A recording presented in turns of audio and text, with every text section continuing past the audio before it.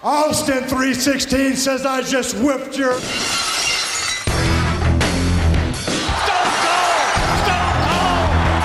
Cold!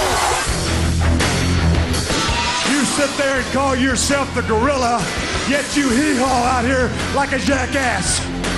What? I said shut up.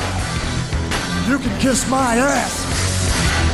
Kumbaya, my lord, kumbaya. What? And that's the bottom line, because Stone Cold said so.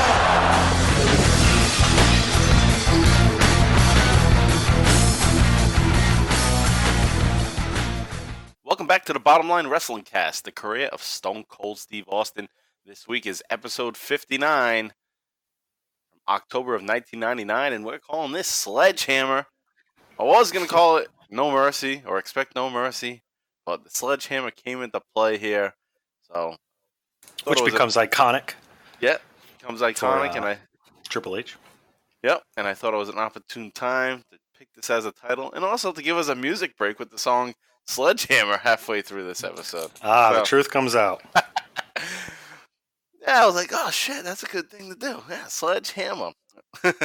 So you guys will hear that at the break going into the Attitude Era update. But let's just get into it here. I'm Mike Prue along with JV. JV, what's going on this week? Nothing. It's kind of boring right now. No playoff football. I know, Patriots knocked out. We do have to say, though, they got knocked out because we did try to blow past that past couple weeks. Yeah. But yeah, we do recognize it. We didn't make it. And also, so our Red Sox are falling apart. So, Alex Cora involved in a big scandal. Our manager, he's gone. He got released. So, yeah. We were on a high horse for a little bit, but now things are crashing down. Yeah, and then Brady cleared out his suite at Gillette. Oh, I didn't know that. Yeah, it cleared out his suite at Gillette today and finished his move from Brookline, Massachusetts to somewhere in Connecticut. Yep. So all the people are like out. So he's like 46 or 40. Where Brookline was 46 or 48 miles away from Gillette. Where he lives in Connecticut now is 46 or 48 miles away. It's identical away from MetLife Stadium. Ah. So the speculation swirling that the Giants might be interested. And well, here's my speculation. Vince McMahon's going to give him a big-time deal, and he's going to live in Connecticut, and he's going to play one season in the XFL. That'd be crazy. That'd be crazy. My tinfoil hat theory is nobody really knows how long Belichick is signed for. Head coach contracts are always kind of secretive. They're not as out there as player contracts. And his is definitely not out there. They don't ever release what his is. So my tinfoil hat conspiracy is that Belichick is gonna leave for New York, become like the head of fucking football there, not the coach. Yeah, not the coach, because they got the wide receivers coach as their head coach now. He's gonna bring Brady with him, and he's gonna fucking. That's fucking crazy too. That's good. Yeah. Go back to his roots where he started. Shit, would I root for the Giants at that point? Fuck no. I don't care where the fuck those assholes go. I'm rooting for the Patriots, because if you don't root for the Patriots, you got to hear other people. I know. See, you only rooted for them when fucking fan, when they were playing good. It's like, dude, they've been good for like almost 30 years. Shut the fuck up. Yeah. Anyhow. Although we did root for him when it was Drew Bledsoe. And so I didn't root for him. Just so happened. It's our age. Yeah. The fuck? I was a baby. I'm going to fucking root for him in the 80s? Couldn't root for him in the 70s. Wasn't around. Right. Wasn't rooting for Steve Grogan. Yeah. I hardly knew who the fuck the guy was. Yeah. Although I was rooting for Hulk Hogan. I knew better. I knew enough of Hulk Hogan. Not Steve Grogan. All right, guys. So anyway, let's get into the wrestling talk here. So we got episode 59, Sledgehammer, coming up here. But before we get to that, let us just bring up again that we have a YouTube channel that you can check out all these episodes on if you're just so inclined to use YouTube rather than a podcast feed, which I listen to some podcasts actually on YouTube rather than going on and putting my headphones on and listening to it on my phone or whatever. Sometimes laying down in bed, I'll just go on the TV, go to the YouTube app, and pop on a podcast and listen to it that way. So that's an option there. So all the chronological episodes are available, along with some of the newer watch-alongs. So check us out there. It's the Bottom Line Wrestling Cast on YouTube. If you want to follow us on Twitter, we're at Bottom Line Cast. You can follow me personally, Mike Prue, at MPRU83. And JV is at John Van Damage. And also, JV and I do the Extreme ECW Livecast, and that is on the Book in the Territory Patreon.com $5 tier. So you'd have to sign up for Patreon.com and subscribe to the Book in the Territory $5 tier. And you'll get a lot of good content from them, but also more from us when we're covering the early years of ECW, and we are currently in 1993. This week, dropping actually today, is the episodes 33 and 34 from November 23rd and November 30th of 1993. So check that out. It's at Book in the Territory, Patreon. And it's Extreme ECW Livecast, and we have a Twitter for that also. It's at ExtremeCast. With that said, let's go into a little recap of what happened last week. Stone Cold was on the hunt for Triple H. He was hunting game, and I kicked myself in the ass earlier this week when I reconsidered last week's name. It was called Hunting Hunter, episode 58, Hunting Hunter. I was like, shit, it should have been Game Hunting or Hunting Game. Yeah. Because Hey, I didn't think of it either. Fuck. But I thought the Hunting Hunter, that sounds, that's that goes together. That's alliteration there, Hunting Hunter. But Hunting Game would have made more sense. But, oh well, fuck off. Oh yeah, we missed that. We missed the boat on that one. Can't go back now. So what happened there is Austin was off in the woods looking for Hunter, or not really looking for Hunter, but he was just shooting some pumpkins and talking to JR about how he's going to get his comeback. And he was supposed to have a match, and the match kind of went to shit. It was going to be him and JR in a tag team match. And that didn't come to real fruition. But where we left off, though, most importantly, is Austin gets Triple H locked in a locker room in a shower with a rattlesnake. And the rattlesnake may have bitten Triple H.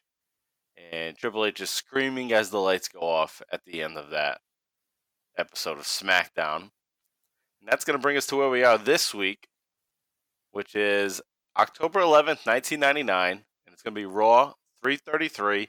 This is a big show, a huge show. This is live from the Georgia Dome, and they have brought themselves to the WCW battleground, basically. Yeah, this is like their biggest venue. Yeah, and they're just basically saying, is this where they broke the record with Goldberg? Right. Not broke the record. I think they broke a record. It was like that's where Hogan and Goldberg was, right? Right. And they had the huge crowd there, and which was like a fucking Nitro. Wasn't even like a pay-per-view, no? Right. It was they totally fucked that up. It was actually right before a big pay-per-view too, and they had that.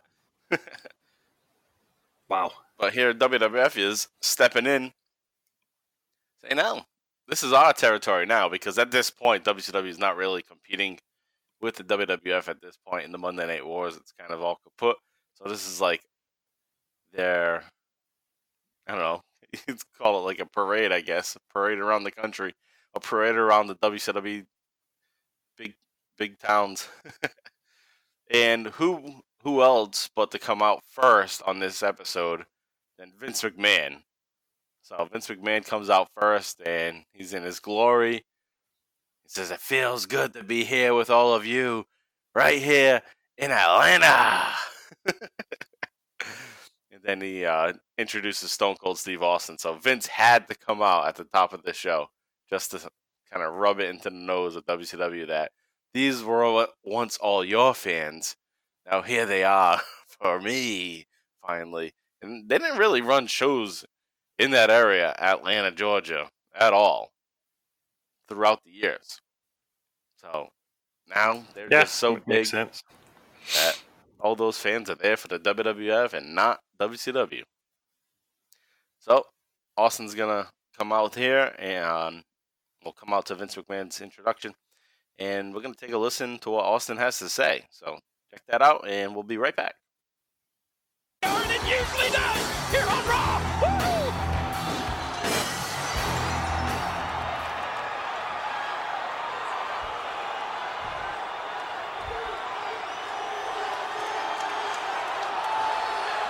Austin's walking like a caged lion. Like that rattlesnake about to uncoil and strike. You feel that electricity? For the last 2 months, Stone Cold Steve Austin has been on the sidelines because of one particular asshole. Whoa! And that asshole's name just happens to be Triple H.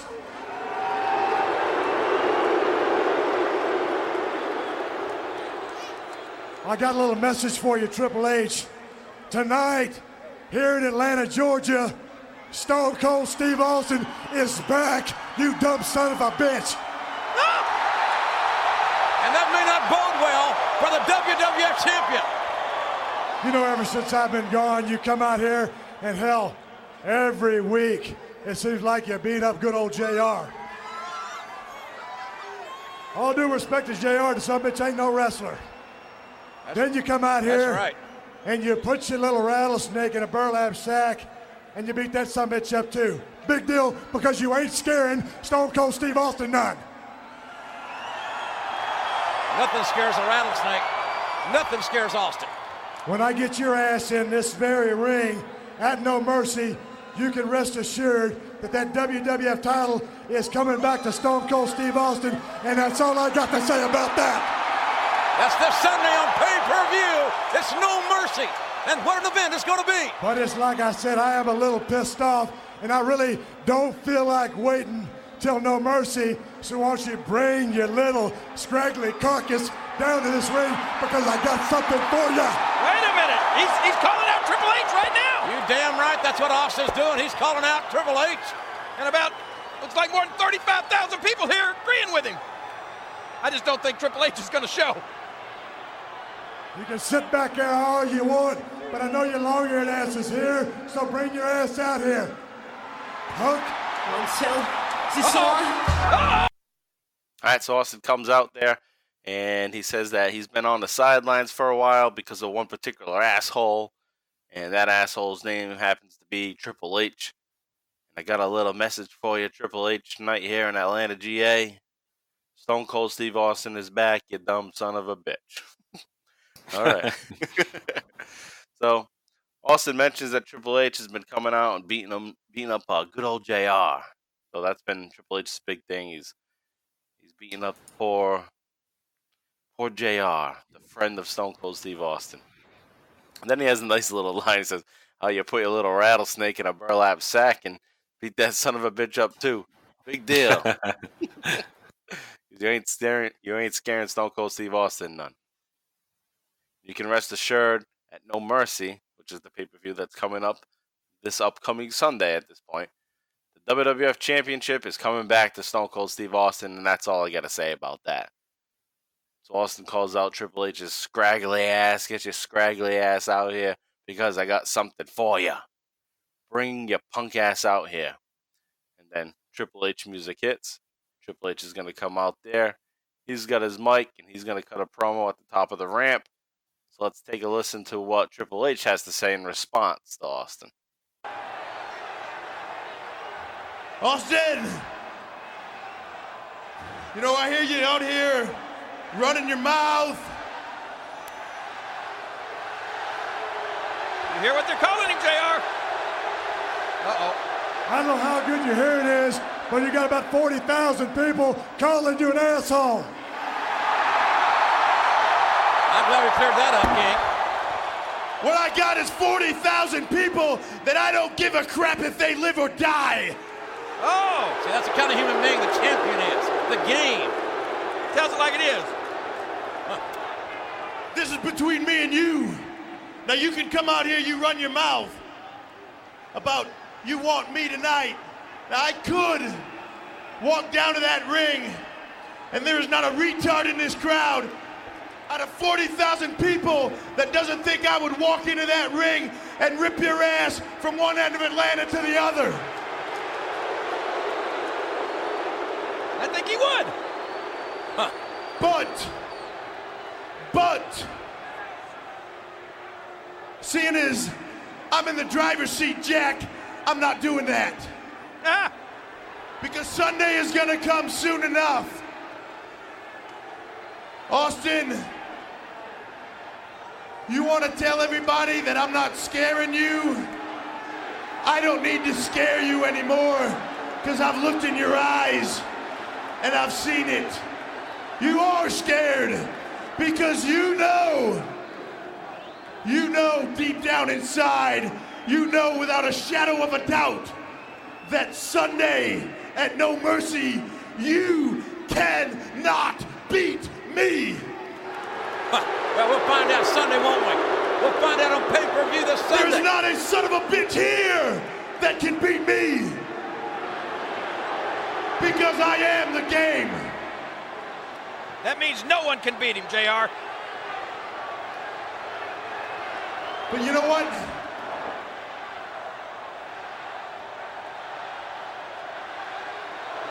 Maybe Triple H is thinking about something, King. Well, I'll tell you why these people better calm down. They'll make Triple H so mad, he'll come down there and beat him right now. You want an asshole, you're gonna get one. I just changed my mind, Jack. Huh? You and me right now. Well, I tell you, let him go. Triple H is stone cold. They're not waiting until No Mercy on Sunday. Well, this crowd of 40,000 people have just put Stone Cold Steve Austin in the trick bag. Quite frankly, I'm surprised that Triple H is accepting Austin's challenge.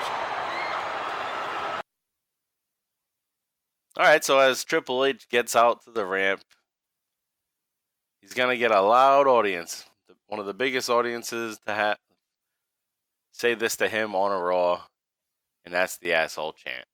So, of course, Stone Cold is going to do his routine, as always. I don't know how good your hearing is, but you got about 40,000 people calling you an asshole. Like clockwork. Yeah, right. But this one is okay because it's 40,000 people. This is the time you say it. He's always saying, oh, you got about 15,000 people calling you an asshole. You got about 16,000 people calling you an asshole. So now this one's like, all right, finally, this is the time I should have been using it all along. You got 40,000 people calling you an asshole. So that makes sense here in the George Dome. But then Triple H's response is fucking brutal. Because what I got is about 40,000 people that I don't give a crap about whether or not they live or die. And then he gets even more extreme, and I won't completely say, but I'll give you the gist of it. Triple H says, there's not an R word in the crowd out of 40,000 people. And remember, this is 1999, different time, and this is what was said, and it can't be said in today's media. But he says there's not one in the crowd of 40,000 people that doesn't think I would rip your ass from one end till I landed to another. And Jerry Lawler slyly says, I do. And I just thought it was funny because of how smart Jerry Lawler is and how quick-witted he is, that he is actually calling himself that on purpose as a joke. Yeah. It's the heel move. Right. It's a comedic role, which he always kind of played. one of those. So that was cool for Jerry Lawler's part. Triple H, yeah, he's being extreme here. He continues on. He says, seeing that I'm in the driver's seat, Jack, I'm not going to do that. Sunday will come soon enough. So he's not going to get in the ring with him right now. He's going to see him on Sunday. So Austin looks on intensely. Triple H says, Austin can't beat me because I am the game. And then you get the asshole chant again. So he responds, you want an asshole? You're going to get one. I just changed my mind, Jack. You and me right now. So Triple H heads to the ring. With his championship, he takes it off and gets in there. Triple H circles the ring. Austin stands strong in the center of the ring. Triple H knocks the headset off of JR and then picks on JR again. JR is going to whack Triple H in the back with a little desk fan. Which, that was pretty funny. It's like, what the fuck is that going to do? That little rinky-dink fan. It's a desk fan. Yeah, right. So Austin is signaling JR to get in the ring. Austin gets Triple H in the ring and stomps him in the corner. Austin holds Triple H so JR can punch him in the stomach. Then Chyna runs down. She tackles JR. She pounds away on him. And Austin comes to make the save, and Austin punches her down, which, all right, she wants to get in the ring. She's been in this role for a while, so it's not shocking. Yeah, she's about to win the fucking IC championship Right. in a fucking ridiculous fucking gimmick match. Right. So she can fucking take a punch to the gut by a man. Exactly. That's not real. Right, it's not real. Triple H and Chyna back up to the ramp, and Triple H challenges Austin and JR to a match with Triple H and Chyna. He says if he got the balls to do it. So I just got to call myself out because when I was doing the quick little recap of Hunting Hunter, I thought this match was last week, but it was this week. Oh, my bad. That's what happens when you watch so much of this wrestling all at once. You mix up when it was. But yeah, so it happens here. Coming up, there's going to be this tag team match involving Austin and JR against Triple H and Chyna. And they're going to accept it. So Austin asked the crowd for a hell yeah if they want to see Stone Cold and JR take on Triple H and Chyna. So JR, he's in. He's in a match with Stone Cold for this episode of Raw. Little look on his face, he's kind of like, oh shit, like what did you get me into? Yeah, exactly. It's like, oh fuck. Goddamn. Austin's basically just like, I got this. Like, you show up. You're right. Yeah, just show up. I'll do all the fighting. So you get a quick little interview at the 1 hour and 6 minute mark with Triple H. It's barely a minute. We're not going to play it, but I'll give it a gist of it. Triple H tells Austin he should be concerned with who he's dealing with. There's not going to be anything fun about what happens tonight. And then he gets in the camera. He has a message for JR. JR, it's going to be a slobber knocker. It's going to be a good piece of business. Which I don't recall JR ever saying on commentary. Like, oh, this is going to be a good piece of business. No, like obviously we've heard slobber knocker, but that part, no, never heard him say that. The only thing that I could think that maybe he was getting to was, oh, business is about to pick up. Yeah. That's a JR Maybe line. that's a line he uses in the back, like, that's with the boys. Oh, maybe. In the locker room. Yeah, well, JR is in a big position backstage. He's like the human relations guy. So maybe like talking about a match, be like, oh, this is a good piece of business that you guys got going on tonight. Yeah, maybe it's fucking... Triple H likes to do that, too. Is use things that nobody else knows. And it's only us fans know now because it's come out 20 years later. But he's using all of that backstage lingo and shit. And all that like dirt sheet shit right on the show. So that brings us now to the match, what's going to happen a few minutes later at the 1 hour, 13 minute mark. And it's Stone Cold Steve Austin and JR versus Triple H and Chyna. Now, like I said in the opening, this is not going to turn out to be that quite of a match. So let's just run down what happens here. JR is going to come out to his Oklahoma fight song music. And he has his Stone Cold Steve Austin jersey on. But the nice added touch is that JR has wrist tape on. He means business. Yeah, he's ready to go. Which, now we get to the point which I thought was kind of strange. All right, JR's coming out by himself. Triple H and Chyna already made their entrance. So JR's coming out on his own. So JR gets down to the ringside area. And then before Austin can make his entrance, Triple H attacks JR. Like, duh, that's what's going to happen. That was a pretty stupid thing. I mean, obviously it was intended, but kayfabe-wise, that would be dumb. Why would you do that? You want to go out without Austin, you'd walk out with Austin to his music. So, anyway, Austin and JR should have known better in that situation. Austin comes down right away, his music hits, and he attacks Triple H, and they fight on the ramp. They do make a point that Austin hasn't competed in a match since SummerSlam because of the injury from Triple H. So this was supposed to be his next match. But it's not. So he might be a little rusty here. Right, exactly. And it might not be official. So we have that also. So it might not be his his next match. But what you're going to have here is some fighting on the outside. Austin's going to suplex Triple H on a steel ramp, and Austin gets Triple H back into the ring at that point. You have the lenient ref, the ref that was the one that kind of broke the rules, broke the line of the strike, Jimmy Corderas. He's in on this match, and he's not starting the match officially. He's letting people just do whatever they want because he is that lenient ref. And Austin's going to get Triple H into the ring and then clotheslines him and then tosses him out into the crowd, the huge crowd of the Georgia Dome. And Chyna's in the ring. She's beating on JR. Triple H and Austin continue to battle towards the backstage, and they head up the ramp. But then all of a sudden you get Teddy Long in the ring. That gave me what the hell? What happened to Jimmy Corderas? But apparently... It's going to be a 6-man tag now. But what's apparently happened is Jimmy Corderas is following Austin and Triple H through the crowd. So in the ring, Teddy Long's there to deal with Chyna and JR. And Jerry Lawler is funny on commentary here, where he is just excited about JR getting his ass kicked. And Chyna's going to try to put a pedigree on JR. And then then that doesn't happen, but she tries to then get a figure 4 on him. Then that's where Jeff Jarrett's going to run in and nail Chyna with a toaster. Okay, and they have an upcoming match at the pay-per-view, No Mercy, where it's going to be for the IC title in a Good Housekeeping match. So that's why Jeff Jarrett's here. And Jeff Jarrett calls out Miss Kitty, and she brings out an industrial-sized laundry bin.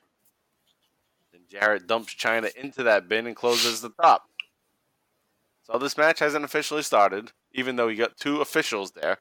There's no official bell, and nothing has happened. So you got 2 guys that are off in the crowd. You have 1 participant tossed into a laundry bin. And then you have Austin and Triple H fighting back into the arena now. And Austin tosses Triple H into a food stand, and he's stuck in like the beer stand part of it. And Austin tosses him into the ice. And Jimmy Corderas follows them, and he's making sure, everything's going okay. It's not doing shit, but I don't know why he has to follow them. if the match hasn't started, it's not like it's pinfalls are anywhere. Yeah, that's a good point. There's no officiating to do. Unless, it didn't really look like he was, trying to get them into the ring or, to get the match started. Yeah, maybe. Right? Yeah, that's a good point. That's probably what. But it didn't feel that way. He was acting as almost if the match was happening. Yeah, right. He didn't ring the bell. But that's probably a good point. Is that he might be just trying to get them back. Hey guys, come on. Get some decorum. Right. They're refs now. They're they're coming off a strike. They're feeling a little empowered. Yeah. All right, so Austin's going to grab Triple H by the hair and says, I got a friend you're going to want to meet. And Austin walks through the crowd and back to the ring. Triple H lays in. He's just laying there in the ice. So that's the big thing. What's Austin talking about? Who's the friend that he has? So Austin gets to the announce booth, and he's going to give a toast to the crowd. And then Jarrett with Chyna is going to toss her off a loading dock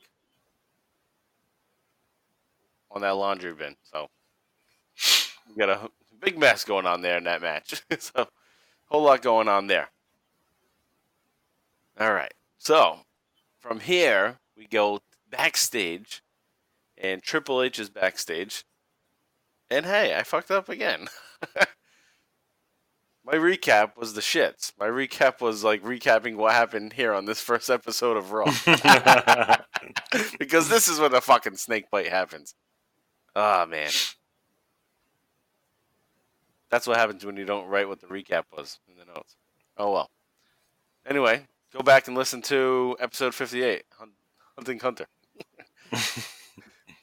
But let's take a listen to what happens backstage here with the snake bite. This is happening at the very last minute of Raw prior to going off the air, and then they have an extra attitude segment on the network. But take a listen to what happens here. This is pretty shitty. Ridiculous. Yes. That's ridiculous. There's Austin! it. Oh, it's Triple H. Triple H ambushing the rattlesnake. Triple H hammering away. These two meet for the WWF title Sunday at No Mercy. Look at this, look out! Oh, and this brawl's continuing to the back. It's a war, Michael, it's a war! The rattlesnake now, right hands, Triple H. Oh, man. Shake that, you son of a bitch! Wait a minute! What? Why rattlesnake? Rattlesnake! Triple H face to face with a rattlesnake! That's a rattlesnake! Look out! All right, so the guys are backstage now. Triple H attacks Austin, and they're going to go back and forth for a bit. Austin tosses Triple H through a door, and then this is one of the worst Austin lines that I've ever seen. And it's, shake that, you son of a bitch. Like a rattlesnake. Shake that, you son of a bitch. Horrible. And then you have the camera showing Triple H looking into the shower, and he's getting all scared. And then they cut to a rattlesnake that's in the shower. Then Austin shuts the lights, closes the door on Triple H, and then it goes off the air. So you see this rattlesnake, but you can tell that the rattlesnake is separated from Triple H just a little bit. Because when they cut to Triple H looking at the snake, you can faintly see Triple H's reflection. So there was a glass barrier between it. And from... I didn't... Damn.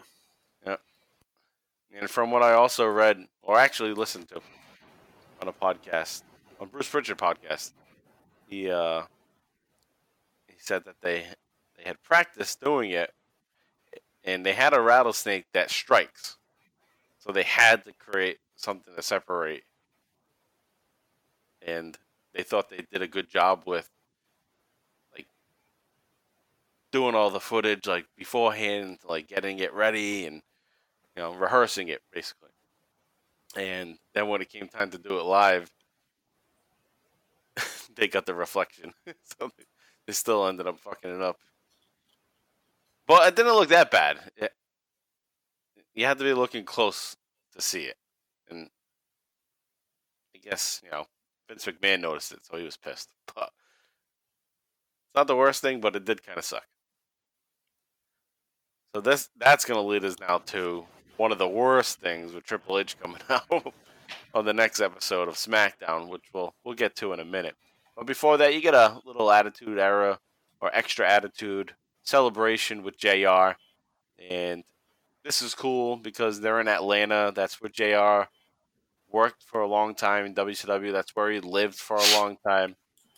So here he is back here in Atlanta with his man Austin. They go in the ring, they drink some beers, and there's dog shit in the ring because of the Rock and the Bulldog angle. So Austin dumps a bunch of beer on the dog shit. And JR heads down to the ring. He grabs a beer and cheers with Austin. They drink up, and that's the end of that. So good shit there. Nice celebration at the end. And Triple H had an encounter with the rattlesnake. And let's see what happens there on the next night. Taped on October 12th, 1999. Will air on October 14th, 1999. And it's going to be SmackDown Episode 8 from Birmingham, Alabama. So Triple H is going to come out kind of distraught. Because... yeah, he's in a bummer. Yeah, big time bummer.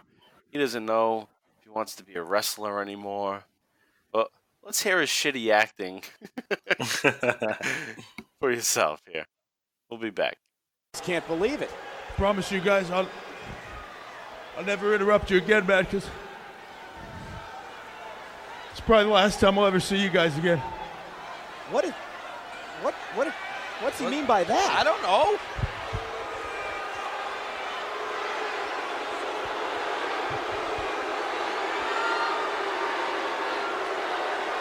Oh my gosh. Oh. No.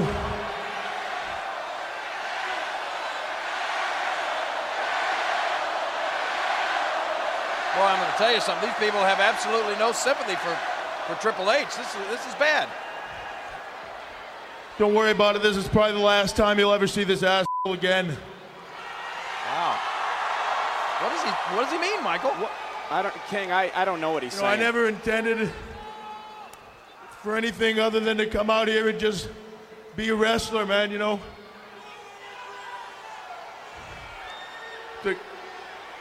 Just to live my dream, from the time I can remember, from the time I was a little kid. All I ever wanted to do was be in this ring and to be one of the best in the world. That's all I ever wanted. I never intended to have to live my life as some cheap thrill seeker that came out here and tried to perform for a bunch of sick people that just wanted to come out and see a bunch of guys kill themselves for their entertainment. He's rambling on here. What's he talking about? I don't know what's happening. That's what this business has come down to, and it's wrong. What's he saying, King? Michael, your guess is as good as mine. I just know something is bad wrong with his face.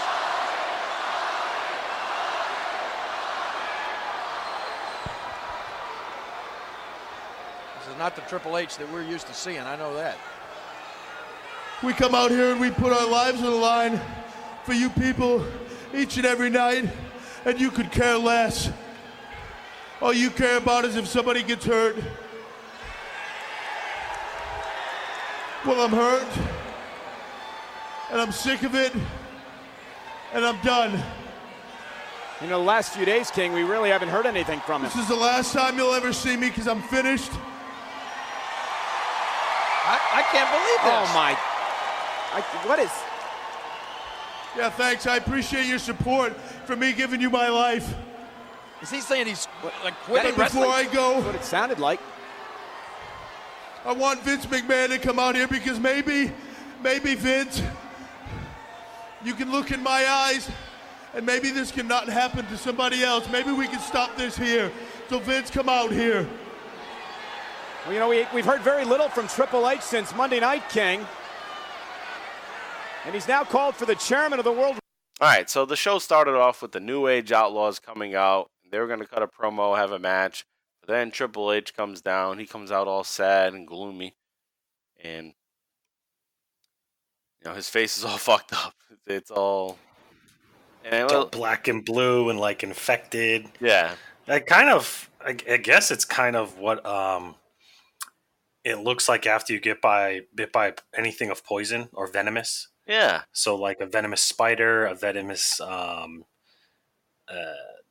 snake bite, shit like that. Just based on, shit I've seen on, Nat Geo and stuff. The makeup, as bad as his acting is, the makeup actually isn't that bad of a job. No, I don't think so either. And I think it would be easy for a lot of people to shit on the makeup. But I think the makeup was okay. Yeah. I agree, man. I agree. Yeah, it's a good blend of the purple and the red and just kind of rugged too. Yeah, it looks. And I was and I was really paying attention to it because I don't know. I was trying to see. I'm this got to be because I know I obviously knew eventually what happened and shit. So I'm I wonder, how's it going to hold up? Are there any flaws in it you can see if you really stare? And there really isn't. No. Yeah, so the only shitty part is his acting. Right. That's the really shitty part. She thinks it's a Oscar performance or whatever. Yeah. He says that later. Yeah, yep. But I'm sure there's many of our listeners, too, that would be like, oh, shit, that makeup sucked. But, hey, that's your own opinion, I guess. Hey, I don't know. I've never worn makeup. So I don't know. And I don't work with makeup. So in my mind, I've seen some very shitty makeup jobs around Halloween. And that was a good one. You know what I mean? Right. Oh, yeah. That's true. Hey, and how many people have actually seen, legit people like that in that condition? Right. But based on what I've seen on TV, it looked pretty legitimate. If anything, yeah. That's what happens. Your blood, it causes your blood cells to it causes blood clotting. It thickens the blood cells and all that shit, and it's wild. So I thought they did a good job. It's like Yeah. black, blue, red. It's the right colors.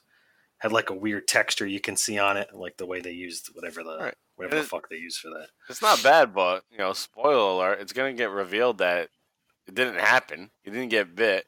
He's trying to fuck with Stone Cold. So, when we know that, it's like, all right, it wasn't supposed to be real. So, it should have been just enough to try to trick Austin. And maybe it did, maybe it didn't. But anyway, the face is all fucked up. He comes out. He's going to give his little sob story that all he wanted to be was a wrestler, live his dream, be in the ring, and be the best in the world. I never intended to have to live as a cheap thrill seeker and perform to a bunch of sick people. Although he's the one for the past few years to suck it. Yeah, I know. I thought the same thing. I'm like, this guy all of a sudden. Right, all of a sudden he wants to be degenerate. He wants to be Bob Backlund all of a sudden and just be this wrestler. Be the world champion. Bob Backlund. Right. He fucking got big because he was telling people to suck it and making dick jokes. That's it. Yeah, but now he's high and mighty. We're going to have a snake in here? You'll have a snake in the building? Like he's bitching about a fucking snake. It's like, dude, you brought a fucking tank. Yeah. A tank to WCW with no intention to actually do anything there.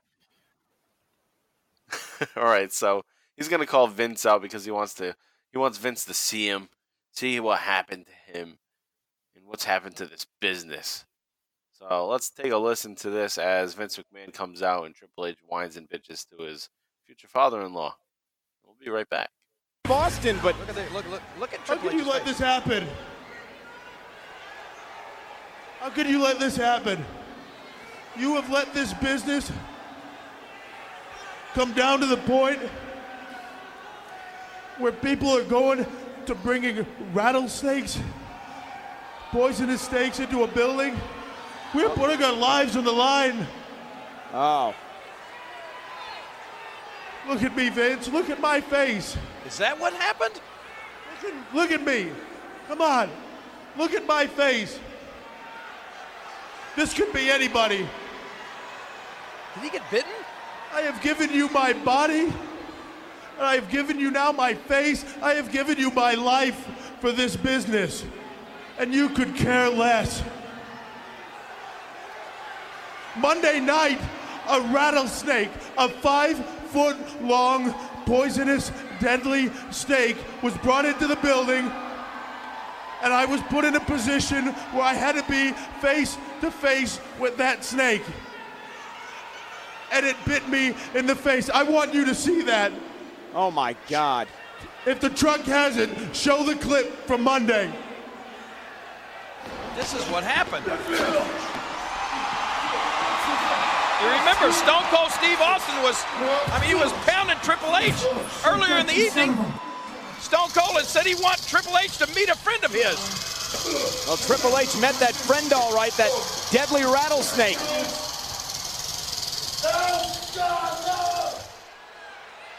Oh my God. Is that wrestling, Vince? Is that professional wrestling? Is that what I signed up for in this company? You said to me when I came here, you said to me, I will give you the opportunity. You have taken every opportunity of my life now away from me by putting me in that position. So I'm telling you now,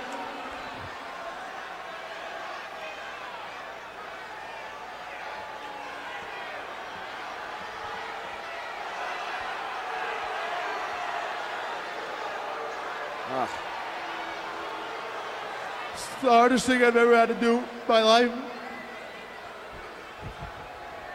But I'm telling you now, it's over. I'm done. What? I quit. What? I can't do this anymore. Triple H just said he quit. I can't believe it.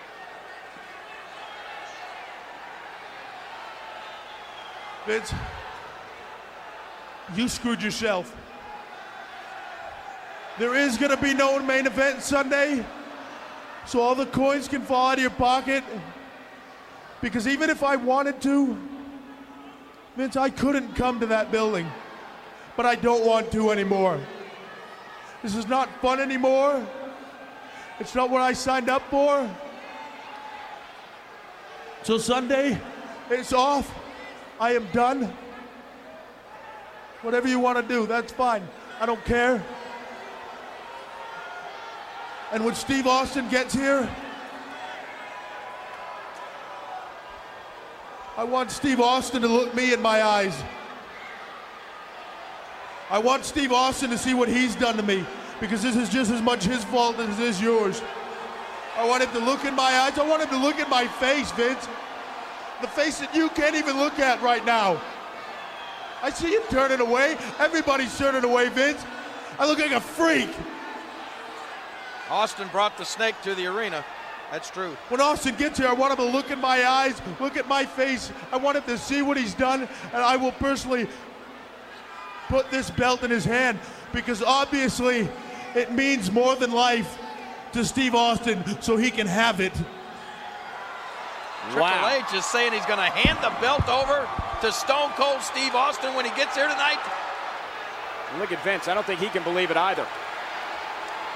Folks, what a shocking way to kick off SmackDown. All right, so Triple H is going to ask Mr. McMahon, how could you let this happen? How does it get to that point where wrestlers are bringing rattlesnakes to the arena? He's playing it up, trying to make McMahon feel bad. McMahon doesn't give a shit. You can even tell. He's trying to act like he's the mature, responsible individual in WWE at this point.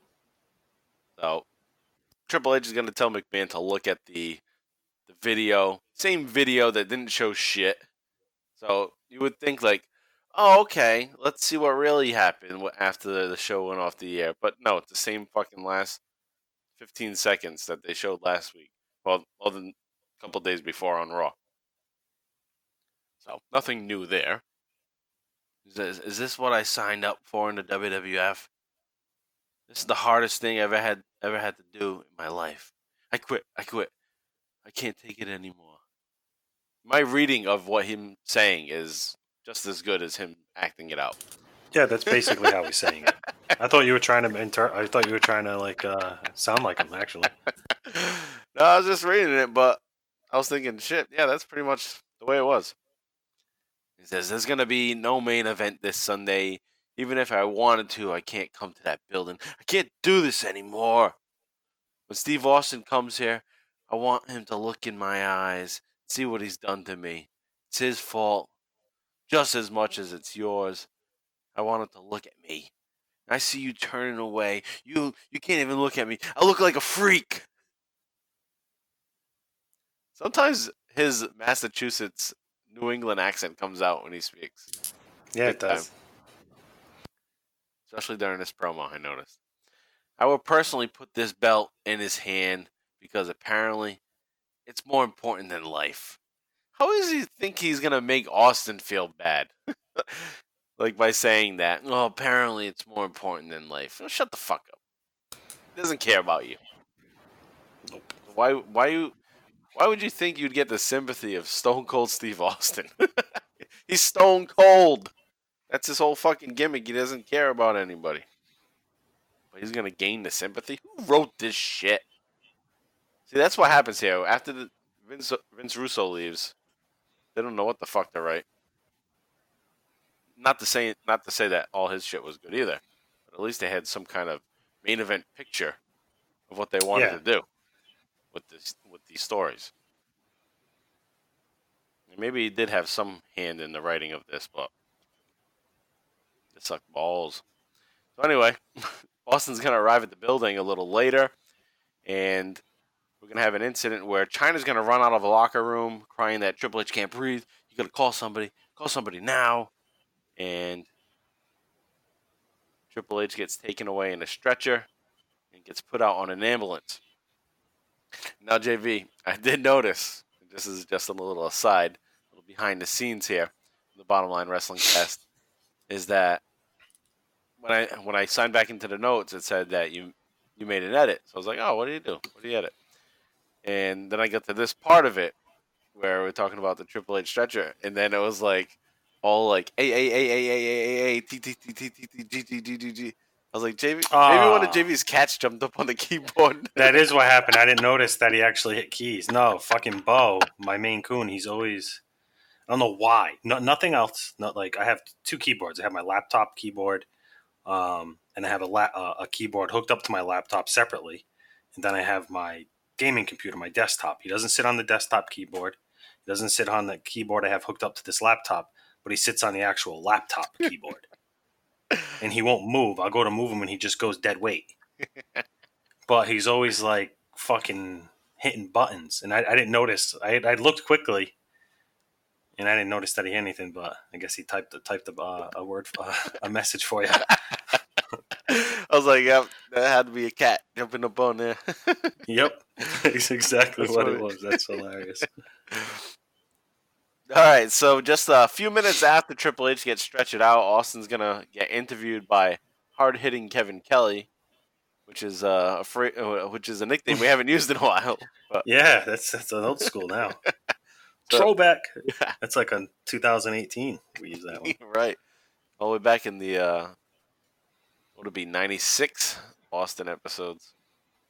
Check those out in the archive at the Bottom Line Wrestling Cast. And also check it out on the new YouTube page, Bottom Line Wrestling Cast. Okay, so Kevin Kelly's going to ask Austin if he feels bad about Triple H and what he's going through. So let's take a listen to what Austin has to say. It's about a minute long. We'll be right back. A major story potentially impacting this Sunday's No Mercy. Stone Cold Steve Austin, I've got to wonder, there isn't a part of you that doesn't feel at least a bit badly as to what happened to Triple H. Badly? You know, if it had been anybody else, I might have felt a little bit bad about it, but the fact of the matter is, all the hell that son put me through, I don't feel sorry for him one bit. You know, what surprised me is that the damn rattlesnake didn't end up dying. And as far as the rattlesnake goes, how was I know the son going to bite him to begin with? You know, if he wants me to drive down there to the hospital and get the damn belt, well, then it's fine. That's what I'll do. That's not the way I wanted it. But make no mistake about it, when I roll into No Mercy, either I'll go there as a World Wrestling Federation champion, or at that event, I will become the World Wrestling Federation champion, and that's all I got to say about that. All right, so Austin's going to say, maybe if it was somebody else, if he feels bad about what happened to Triple H. So Austin says, maybe if it happened to somebody else. But for all the hell he's put me through, I don't feel sorry one bit. And that's exactly what you would expect Austin to say. Yeah. So again, it'd be shocking if he said anything different. Right. Yeah, so just stupid on Triple H's part to try to get sympathy from Stone Cold Rattlesnake. Like he gives a fuck. Right. Like he didn't realize he was putting him in there with a fucking rattlesnake, a poisonous snake. Right.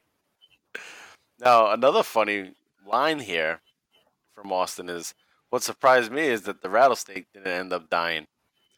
Now, my immediate thought, and I assume this is what he was thinking with this line, is that Triple H is just so poisonous that the snake should have died from biting him.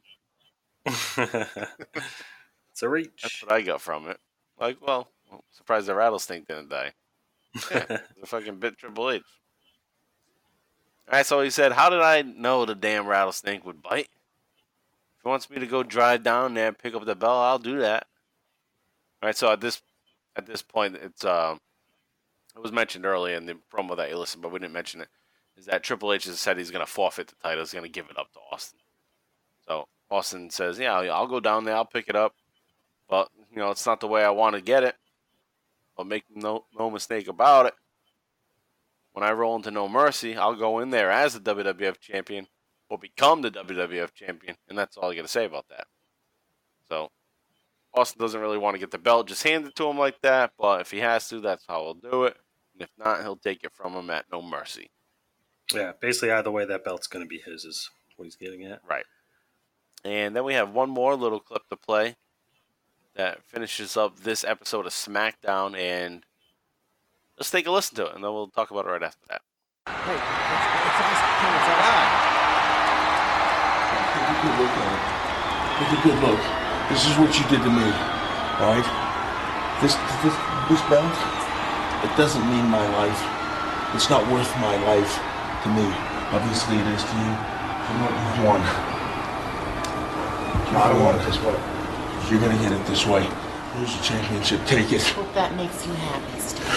Oh my God, Triple H! What is this? He's attacked Austin. What? How's he? What the? Oh my God! Look at what he's doing. Oh, Wait, what's he doing? What's he doing? He's doing his face. Oh my God! He's peeling his face off. Triple H just. That's where oh man! Would it just make him You king? stupid son of a bitch! This title means more to me than it ever will to you.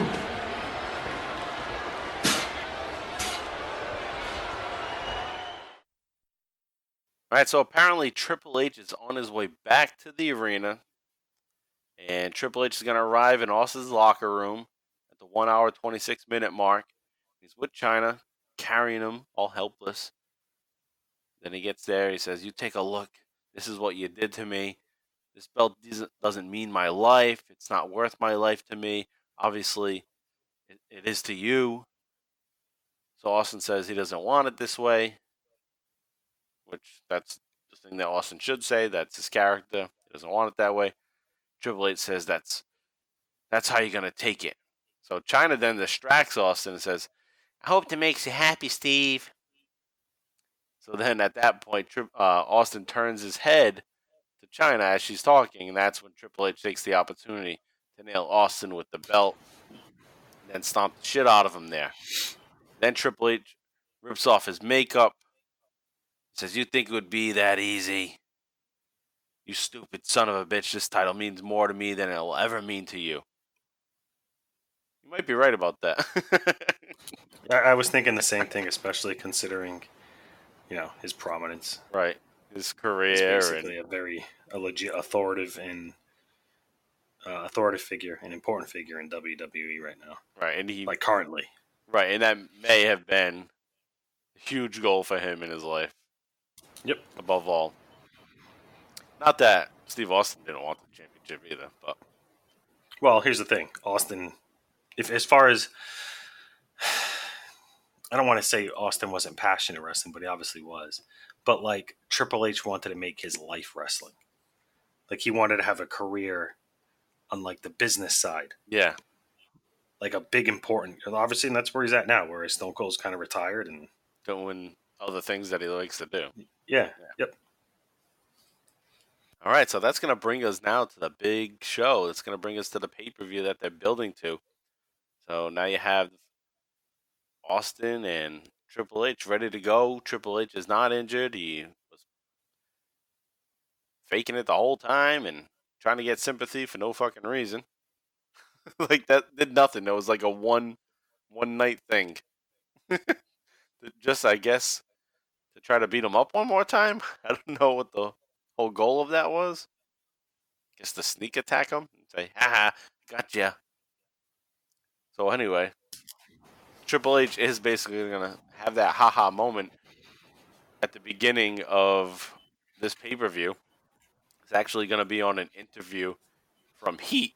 I wish we still had Heat to watch, but yeah, I was actually thinking why didn't we watch it? Then I remembered, they don't have any more fucking episodes up. Right, we don't have the Heat, so luckily they played the interview. I wonder why. Well, they just didn't upload all of them yet, so they only do so many at a time. Yeah. Because they like to spread out what they put out there. So 1 month will be, there's new there's new they already have all the Nitros out there, but say, there's new Thunders out this month. And then the next month there'll be something else new. So they're just trying to spread things out and release them gradually, so there's always a reason to get the network. Get what I'm saying? Yeah. Because if everything's just out there, then you can fucking binge like crazy and be like, all right, I watched everything. I'm done. Done with the network. Which is crazy that there are people that probably have seen everything. Probably are. I mean, I would think it's impossible, but they're trying for sure. Yeah. Hey, we watched all the damn Heats that are on there. Yep. All right, so let's take a listen to the interview with Triple H from that heat just before the No Mercy 1999 pay-per-view. Take a listen. Well, ladies and gentlemen, earlier tonight we had the opportunity to catch up with Triple H and get his reaction on what he did to Austin on Thursday Night SmackDown. I'm on top of the world. Did you see what happened Thursday night? Did you honest to God see what happened Thursday night? Come on, that was an Oscar-winning performance. You gotta admit it, right? I made you a believer, right? Women were crying in the front row. Women actually believed a snake bit my face right here and ended my career. You know what happened to that snake? It tried to bite me. Just like rattlesnakes do, they try to bite you. What I did is I ripped its head off and threw it in the trash, just like I'm gonna tonight.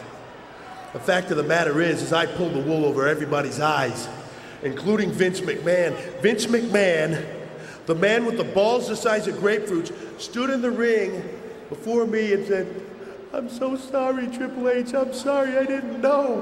What a maroon. He's the biggest idiot. He's not the biggest idiot. You know who the biggest idiot is? Austin. Because I walked into that dressing room, I stood face to face with Austin, and I saw the sorrow in his eyes. He looked at my eyes and he felt bad for me. Right up until the point I busted him open with a belt and put the boots to him. He's the biggest idiot walking. Well, Triple H, with that said, you angered a lot of people on SmackDown, including the Texas Rattlesnake. Yeah, I angered a lot of people. You don't even get it, do you? You don't have a clue. I can see it right now looking at you. You don't have a clue as to what I'm doing. Think about this. I have made Austin the most pissed off he has ever been in his life. I humiliated him in front of the world. I put him beneath me in front of the world. This is the maddest he has ever been in his life. And sure, he's gonna come out there all full of himself, and he might get a few shots in on me, you know. He might give me a little rough time, but the reality of it is, when it's said and done, I'm gonna walk out the WWF Championship with it around my waist. All right, so Triple H is gonna gloat about how great of a job he did acting. There was even a woman in the crowd crying, which I did notice. It wasn't a woman crying, but they did zoom to a girl that looked concerned. It was maybe like, my thought was, this woman probably came to wrestling for the first time with her kid and thinks this guy's serious. He was kind of concerned with who he is. Like, oh, and what's going on with this guy? But knows nothing about him. Knows no storyline. So Triple H is proud of himself for making that woman feel bad for him. And Triple H says, you know what happened after I did that? After that snake. I ripped the snake's head off and threw it in the trash. Just like I will tonight. So Triple H calls McMahon and Austin idiots. And he saw the sorrow in the eyes. And they felt sorry for me. I may have made Austin the most pissed off he's ever been. And it's the maddest he's ever been in his life. And he goes on to say, I'm sure he will come out all sure of himself.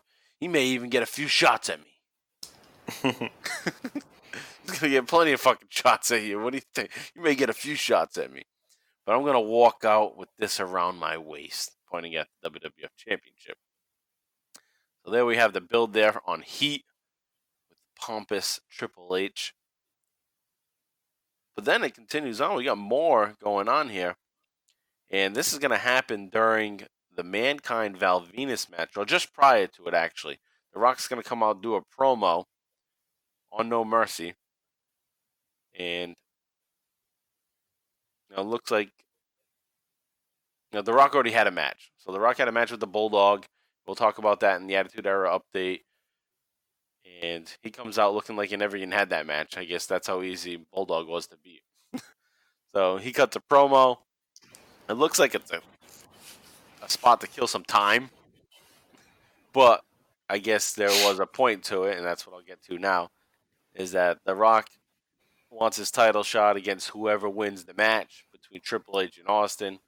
Yep, he's staking his claim as the next number one contender. Yep, and that makes sense because the British Bulldog for the past month has been saying, "Oh, I want my title shot. I want my title shot," and then he just gets his ass kicked here by The Rock. So he's not the number one contender. The Rock is the number one contender. So The Rock claims it, and once that gauntlet is thrown down, Triple H runs down and attacks The Rock with the sledgehammer. So the sledgehammer makes its appearance here. It's not the first time we've seen the sledgehammer. It was important months back with Triple H when he first used it, injuring The Rock at SummerSlam, I believe, right? SummerSlam. Yeah, SummerSlam. Not 99, but SummerSlam 98. I think they used the sledgehammer there. So that happens in that spot, and then we get the video package leading to the match. And this is a fucking pretty good video package. That kind of just recaps everything one last time before we get into the match. Some shitty music gets played originally, but then there's another song that plays.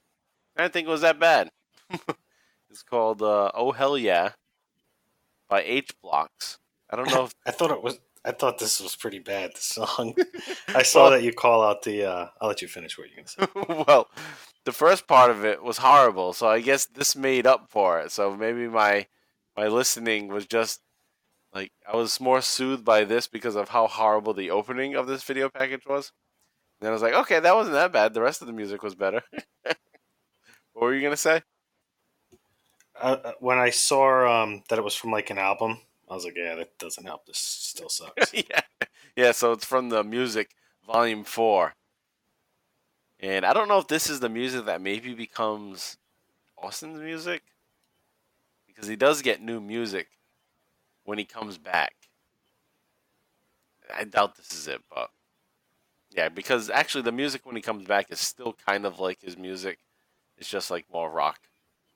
Yeah, yep. And this is not it. But it's called Oh Hell Yeah. Maybe that's why they played it here in this package. All right, so take a listen to this little recap, and then we'll get into talking about the match.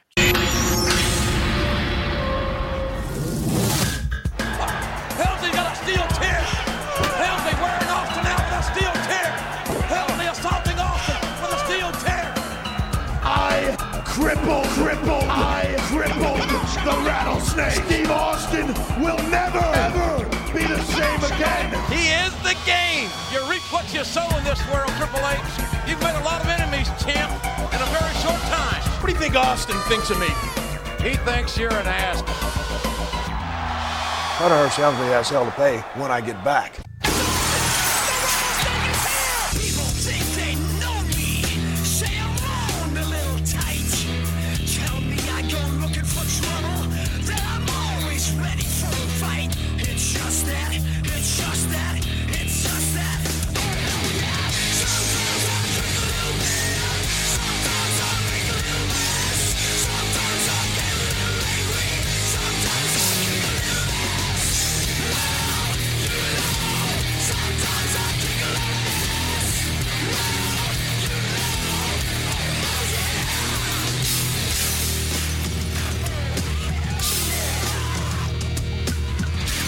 Stone Cold Steve Austin wants what's his.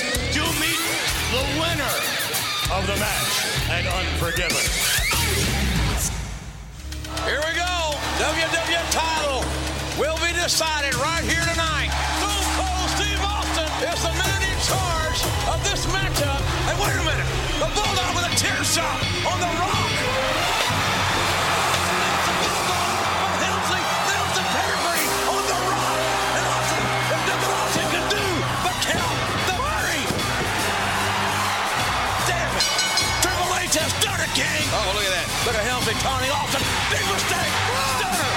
Big mistake, champ. Big mistake, champ. When I get your ass in this very ring at No Mercy, but that WWF title is coming back to Stone Cold Steve Austin, You know without a shadow of a doubt, at No Mercy, you cannot beat me. Austin has attacked Triple H from behind. We got a madhouse. For 2 months now, the Rattlesnake has had this anger pent up inside of him, wanting to get revenge, get back at Triple H. These guys are fighting all through the Georgia Dome. Look out. Austin will not stop till he has full revenge. They're by the champion. Stone Cold says he's got a friend that he wants Triple H to meet. war? Oh, man. Shake that, you son of a bitch. Why rattlesnake? Rattlesnake! Triple H face to face with a rattlesnake. That's A rattlesnake, a 5-foot-long, poisonous, deadly snake was brought into the building, and it bit me in the face. When Austin gets here, I want him to look at my eyes, look at my face. I want him to see what he's done, and I will personally put this belt in his hand, because obviously it means more than life to Steve Austin, so he can have it. Triple H said he is going to quit and forfeit the WWF Championship. Here's the championship. Take it. Hope that makes you happy, Steve. Hey! Oh my God, Triple H! What is this? He's attacked Austin. Each and every one of you morons, bust that sappy tearjerker I did out here. You stupid son of a bitch. This title means more to me than it ever will to you. All right, so nice little video wrap up there leading up to this match here. It's a WWF Championship match. It's going to be a no-holds-barred match, and they announced that earlier on Heat that it would be that format of a match. So Triple H versus Stone Cold Steve Austin. This match is going to kick off at about 2 hours and 19 minutes. Okay, they're going to have their entrances for a couple of minutes before that. Then the match really gets kicked off at 2 hours, 19 minutes. Triple H heads out to the ring with a sledgehammer, and Vince McMahon's going to come out right away and yank it from Triple H. And then Triple H is going to lay him out. And that's when Austin runs down the aisle and attacks Triple H. And that's when the match really gets started. You hear the bell at that point. They're going to fight in the open area, as usual, in an Austin match. So many Austin matches throughout 98, 99. We start in the aisleway, leading to the open area around the entrance. And they take advantage of all the different things around there, like a trash barrel and the metal railings. And then they even get into the crowd. And Austin's going to drag Triple H through the crowd. And he starts beating on Triple H with someone's crutch in the crowd. I thought that was pretty cool. And I began to wonder, was that somebody that was planted there with that? Or did Austin actually just take someone's crutch and start smashing him with the guy's crutch? And then he gave it back to him, and it seemed like the kid was like, yeah. Like, he was generally happy. So I don't think it was an actor. I think it was an actual fan. And I tried to look it up, but I couldn't find shit about it. So, and my Google search wasn't that great. I was like, Austin steals crutch from fan, No Mercy 99. You just get like no mercy. Dude, Google, you got to use DuckDuckGo. Yeah, bro. I saw you posted something about DuckDuckGo. I gotta look into that because I hadn't heard about it. Yeah, unfiltered search results, and they don't track your shit and sell it. Oh, I'll have to check DuckDuckGo. Well, until someone buys them, or they fucking sell their algorithm or something. Until Google buys them. Yeah, right now they're pretty like for the people. It'll by be the people. Yeah, it'll end up being DuckDuckGo. DuckDuckGo. All right. Anyway, I'll shut up with that and move on now to Austin dragging him through the crowd. He's gonna get back into that open area, and Austin's gonna whack him with a boom camera. So it's a camera that's on the stick. Whacks him with that, and that was pretty cool because it was like sliding across, and Triple H is like getting ready for it to swing and hit him. Then he drops to the ground. The one angle they originally showed it from shows that it wasn't even near Triple H, but he dropped. But on another angle, it looked pretty damn good on the replay. So they continue to go with the replay because it looks like it actually hits him from that angle. So they go on, they get into the aisleway. Austin's going to suplex Triple H in the aisle. Austin's going to straddle Triple H onto the ringside railing and then clothesline him back into the crowd. And then Austin goes for a pile driver in the crowd, but he gets back body dropped on the floor. And I thought it was... I'm always impressed with how they get enough space to do those spots when all the crowd is there. And you get Jim Dotson, which is the Rhino security guard. And he's got people far enough back that Austin can take the back body drop without his feet nailing somebody. Like, they must know the spot that's coming up, the security. That's how much informed they probably are. Yep. So, good little spot there. I mean, it's part of It's part of the show. Well-designed production. You Right. know what I mean? Exactly. Yeah, right. It's not some indie Which is show. why they're best in class. Exactly. So that he gets that that back body drop, and Triple H is then going to go for the pedigree, but Austin's going to counter, and he's setting up for a slingshot. So because Austin's done this many times, he's going to slingshot the guy back into the ringside area over the guardrail. But Mike Chioda, the referee, he's standing right behind Austin. He has no clue, apparently, that the slingshot is going to send Triple H right into him. So that's exactly what happens at the 2-hour, 26-minute mark, is that Triple H flies into the ref, sending them both over the railing, back into the ringside area. And that was a hell of a bump for Mike Chioda to go flying over that. I thought the same thing. I'm like, damn. Guess he's getting paid extra after the strike? Yeah, no shit, huh? Right, that was exactly what he was striking about. So, we're getting hit all the time. Yeah. And he did a good job. Yeah, that was a nice spot. And he's not done bumping around yet either. That's the first one. So Triple H gets Austin back into the ring. The ref is still down, selling it very nicely. Triple H stomps and chokes Austin. Austin gets up and counters with an Irish whip.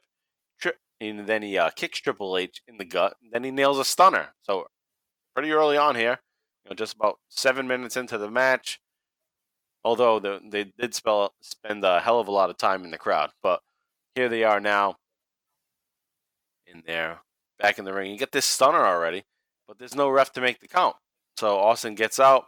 He grabs the ring, gets out of the ring, grabs the ref, rather, and brings him back into the ring. Triple H is up and throws punches back and forth with each other as the ref is hanging onto the ropes trying to get up. So the referee's just trying to hang on. He's trying to get back in the ring. Well, so as the ref is hanging on the ropes there, Austin attempts a stunner, but Triple H is going to push him off by kicking him in the ass into the ropes. So Mike Chioda then goes flying off the apron and then jumps onto the guardrail and hits himself there. So he's out again for sure. And that looked fucking awesome. So an even better bump from Mike Chioda, doing a damn good job. So as great as a job as Mike Chioda was doing here, all that led to a shitty situation where now Earl Hebner is going to be the ref. So Earl, Wow. You love this part. So meanwhile, this is your hell yeah moment. Yeah, right. Still, I guess it's still good action. It pissed me off, got me involved in the match. But Triple H hits the pedigree on Austin, and there's no ref there, of course, until Earl Hebner gets there. So that's when jerk-off Earl Hebner makes his appearance, and he runs in and makes the 2 count. Now this got me going, though, because Austin nailed the stunner, no ref to be found. Triple H nails the pedigree. Mm-hmm. Now Earl Hebner runs down from the back. Fucking full sprint. Goes, makes a cover, gets the 2 count, thankfully, And where was he for Austin when Austin needed a cover? But Earl Hebner, he's supposed to be Austin's buddy, but he's not running down there to save Austin's ass. Yeah, he gave you beers, bro. Right. You were in an extra attitude era segment. No shit, he's been in a bunch of them, and he's always lurking around after the matches on Raw to try to get a beer. So we know you're fucking right at the fucking curtain. You can't say you the other end of the fucking stadium. Screw you, Earl. Just trying to leech off the beers. Couldn't even help out your bro there when he needed you. Fucking alcoholic. Oh, no beer yet. I'm not fucking going. Fuck that guy. You don't have beer, I'm not going. Yeah. You have beer? No, I ain't coming. But I'll help Triple H. Oh, that's funny. I guess there's a plot hole there then. Yeah. Maybe Triple H. But then they try to make up for it here, where Triple H is not happy about the cover. He's not happy with Earl Hebner being there, whatever. So Triple H pushes Earl Hebner. Earl Hebner pushes back. This stupid fucking spot where a huge guy just tosses the guy into the ropes, and then he bounces off the ropes and then pushes the big guy back. And then points at his chest. I'm the referee. Triple H just said, I don't give a fuck. It's no holds barred match. Anything goes. I'll kick you in the fucking nuts right now. You're out too. But no, they don't do that. Triple H pushes him again. Earl pushes back again, barking at Triple H. Like I was just saying, Triple H should have just fucked him up and then got a third ref. But no, Earl stays in there the whole time. And again, that's another situation where Earl's the ref. He's barking around orders like they mean something. This is a no-holds-barred match, man. You don't have authority. You just make the cover if it happens. If there's a cover, get on your knees, make a 3 count. If it's submission, ask the guy to submit. Other than that, don't try to boss me around, because I can do whatever I want. It's no holds barred. Earl Hebner. So anyway, we get back to the match. We get back to the action. Austin, while Triple H is dealing with Earl, Austin's going to start punching Triple H, and they get back into the action. Austin's going to nail Luthez press and pummels Triple H onto the mat, hits that elbow, and only gets a 2 count. Austin tosses Triple H over the top rope, and Mike Chioda is brought to the back as Austin tosses Triple H into the announce table. Triple H is now busted open at this point, and then Austin's going to choke Triple H with JR's headset, and Austin tosses Triple H back into the ring at 2 hours, 31 minutes. Austin pounds on Triple H and then goes for 3 straight covers in a row. I thought that was a great spot. He just kept going for it. I need to get this win. I need to get this win. So he kept going for that cover. Then Austin's going to toss Triple H back out of the ring. Once again, he's just tossing him in and out. And Austin slams Triple H into the steel steps. Then he's going to whip him into the steel steps. So Austin's been in control for most of this match. And Austin's going to choke Triple H again. Triple H breaks it by hitting Austin with the ring bell. And then he nails him again one more time with the ring bell. And then JR has his quote of the night. Ding dong, the rattlesnake may be dead. So stupid. So he says that there. Triple H takes Austin. He's going to suplex him into the Spanish announce table at that point.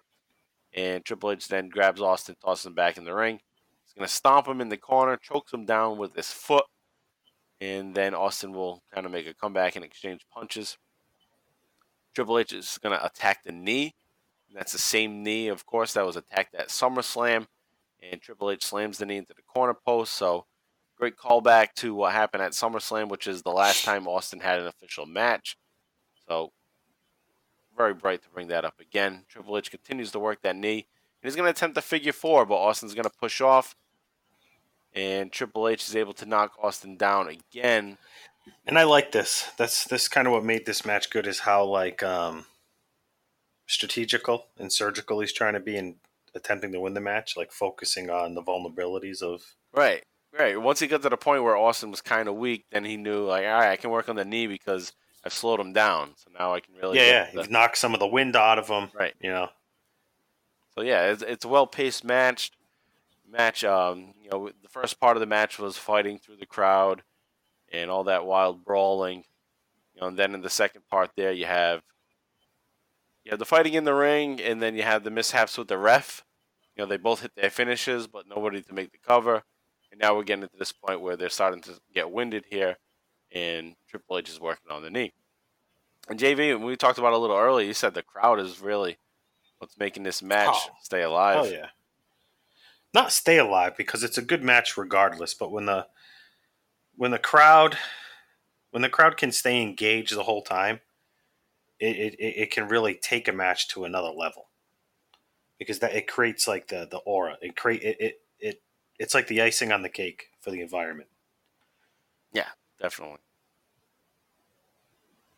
All right, so did you feel that same way about the crowd? Yeah, it was a great crowd, super excited crowd, and yeah, they just keep you going, and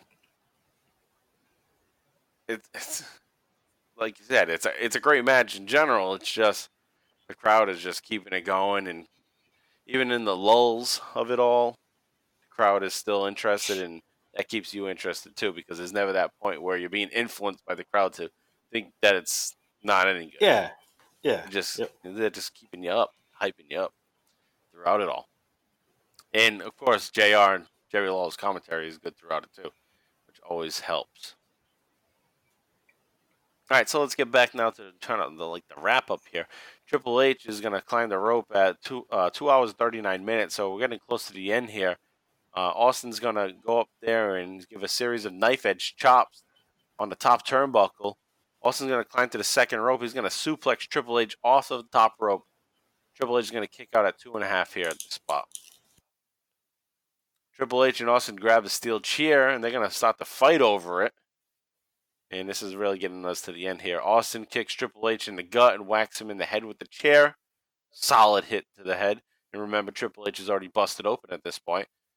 And Austin's going to beat on Triple H with that chair. He's going wild. So this was awesome. This was one of my favorite parts of the match where Austin is just like reckless abandonment. He's taking that chair. He's just going to whack the shit out of Triple H for what he did to him at SummerSlam, putting him out for a while. And JR is going big time on commentary here and reminding the audience that this happened at SummerSlam.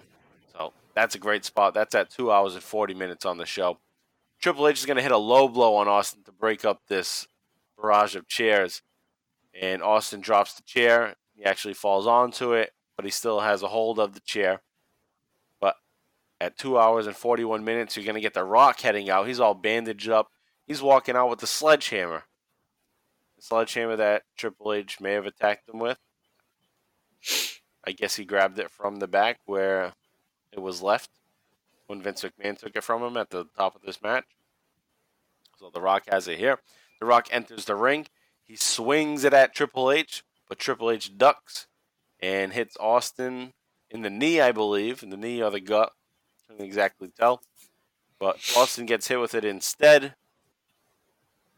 The Rock nails Austin with that. So, the cool spot. Nice spot. And it also gets The Rock now involved. Yeah, he made it noted that whoever wins this match, I'm the number one contender. But now you have kind of a situation where, all right, well, Triple H is likely going to win this now here. But Austin's going to be pissed at The Rock now, too. Yep. For fucking with his match. So which, it's really good timing. Because the Triple H and Stone Cold stuff has kind of run its course. Yeah, I believe so too. But what's interesting is the whole, because Rock right now, I forget if I'm not mistaken, he's the tag team champion. Right, they just got the titles back reluctantly. He didn't want to be tag champs again. No, he definitely didn't. He thought it was their last match and all that. But so at this point, he's still a tag team champion. So he's technically involved in like two different stories. Titles, title cards, really. Right. Yeah. And then you got Mick Foley involved, who's another one of their tier 1 guys. So he'll be getting involved in this, I'd imagine. So I forget, but I'm pretty sure he does. Right, he does. By default. Yep. So yeah, so they're going to have a lot of different angles to go with after this point. So just to wrap up the match, Triple H is going to pedigree The Rock on a steel chair. And then Triple H turns Austin over for the cover. So Austin is still injured from the sledgehammer shot. And Triple H is going to make the cover. And you get the 3 count. And he retains the WWF Championship. I thought Triple H should have at least given him a pedigree. And not just be the sledgehammer shot. Maybe the sledgehammer shot. Austin maybe after the Rock one. Maybe Austin would be getting up a little bit. And then get nailed with the pedigree. And then finish the match there that way. But no big deal there. Still very good match overall. In the post-match part of it, I would have to say, just kind of covered, they're building up to an angle here. They're building up to a 3-way Rock, Austin, Triple H. But the problem is going to be is that Austin is going to be out of the picture. So if Austin wasn't going to be injured, we probably would have had Rock, Austin at WrestleMania 2000 rather than WrestleMania X7 a year later. Yeah, no, that for sure. So a lot of things are going to change from this point on, basically, because Austin is going to be out of the picture. So that will allow Mankind to get back in the picture. That'll allow Big Show to be a big part of the picture here, too. So we'll get into a little of that, but as time goes on, and see what actually happened in Austin's absence in the weeks to come. But leading to the match, at the end of that match, rather, Austin runs out after Triple H, and they're going to fight to the backstage area. And Chyna's going to help Triple H get into a limo, and Austin's going to dive at the limo and fall to the ground. And that's when the show goes off the air. So Triple H escaped again with that WWF Championship, and Austin's pissed off. He's pissed off at Triple H, and he's going to be pissed off at The Rock for sure. So we'll see what happens there next week. But before we move on to our Attitude Era update, JV, what do you got for a skull rating on this match? I had to go for I was gonna go 4.5, but I gotta go 4. Okay, yeah, I'm going 4 too. 4.5 would be too generous, I think, because of other matches that we've seen that. But I was pretty hyped watching it. I don't know. I was in a good mood. Yep. Yeah, we've watched a lot of not so good matches lately. Right, and we've watched not a lot of matches lately too. So yeah, and this was a good one. Especially, so it was good to see. Especially being that it was Triple H too, that we haven't been so high on really, and Triple H showed up here, performed as a main eventer. I think for you, it would probably be the first time you think he did a main event quality match. Yeah, absolutely. So, good match here, good storytelling. I like The Rock being added to the finish there. That's going to add to an angle, and that angle could even carry over to when Austin comes back, leading to his WrestleMania X7 match too. So they can hold off and use that down the road too. So all around good match. This would be a fun match to do on a watch along, I think, one day. So if we ever get in a jam, this could be one we have on the back burner. All right, let's just do the watch along for this, and that'll cover us for the week if we ever get into a situation like that. But I also want to put it onto our poll because just in 2 months from now, it's going to be 3/16 day, March 16th. And what we did last year was we did a watch along special edition for that day, and released on that day. So we'll do that again. And this is one of the matches I'd like to put on the poll. And see if the listeners out there want to have this watch along.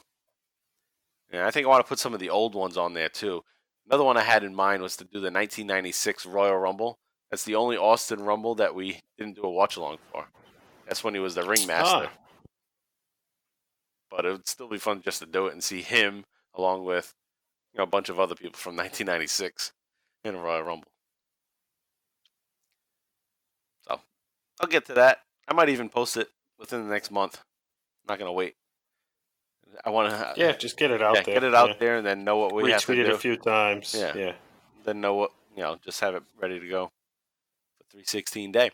All right, so anyway, guys, we're going to take a little break. During our break, you're going to hear from our boys at Undertaker, and also got that special Sledgehammer song from Peter Gabriel. So that'll be playing during the break, and then we'll be right back after that with the Attitude Era update and just kind of run through what's going on during that week leading up to No Mercy and also some of the results of what happened at No Mercy also. All right, so we'll be right back.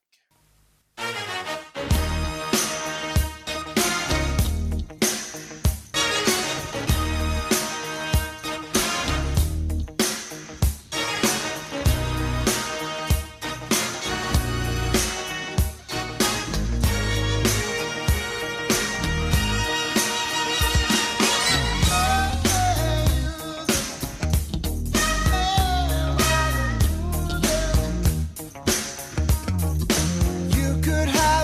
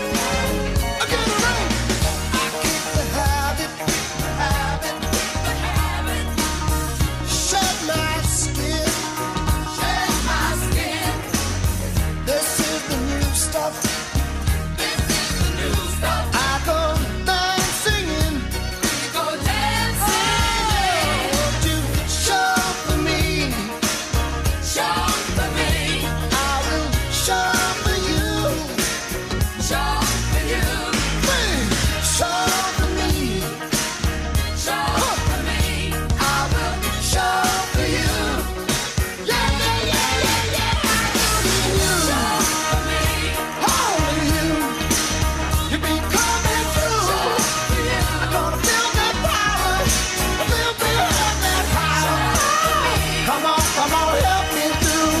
Come on, help me through.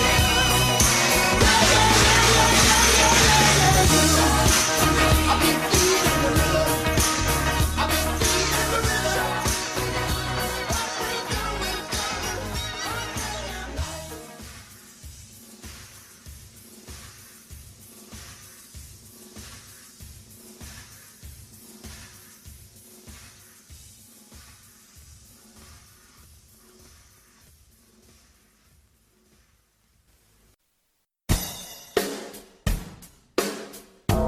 Deadman walking.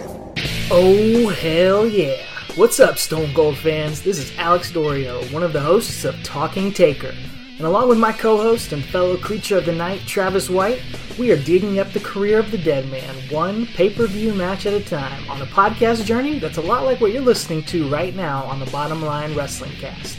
So if you're enjoying what Mike and JV are doing here, going through the career of Stone Cold Steve Austin, come check us out as we explore the Undertaker's 3 decades of destruction.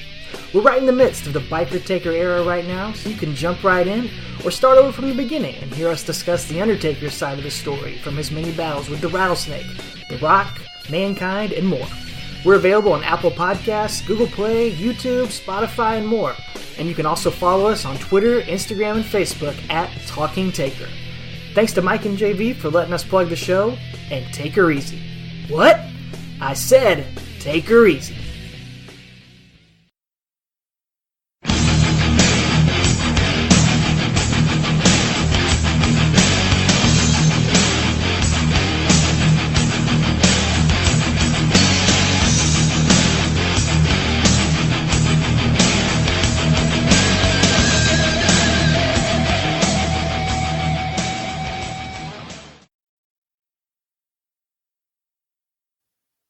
All right, and we're back after some Peter Gabriel Sledgehammer action.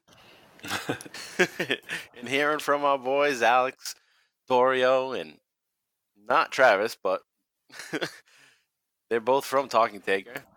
And then here we are back now with our Attitude Era update, and we're covering October 7th through the 17th up to No Mercy of 1999. And we're going to get right into it. And our big storyline going on outside of Austin and the world title scene is the Rock and Sock connection, which is probably more. Yeah, this is the most memorable thing that's going on. This whole shit going on is the most entertaining part of television. I remember it then too. It was just like, Rock and Mankind are fucking gold. It was awesome. So let's run through some things that happened on Raw 333. From October 11th of 1999. He's going to have Mankind be interviewed. And Mankind's going to explain that he may have hit The Rock with the steel chair on purpose. And this is going back to the previous week when Mankind hit The Rock with the steel chair by accident. But here he's saying maybe he did it on purpose because of all the snide remarks that The Rock is making about Mankind. Mankind might be trying to stick up for himself a little bit here. Like, I'm not going to put up with all that. Maybe I did it on purpose. And he says he wants commitment from The Rock. And now it's time to put up or shut up. But also within this Rock and Sock connection storyline, we got the British Bulldog involved. The British Bulldog. I'm going to be the WWF champion whether I like it or not.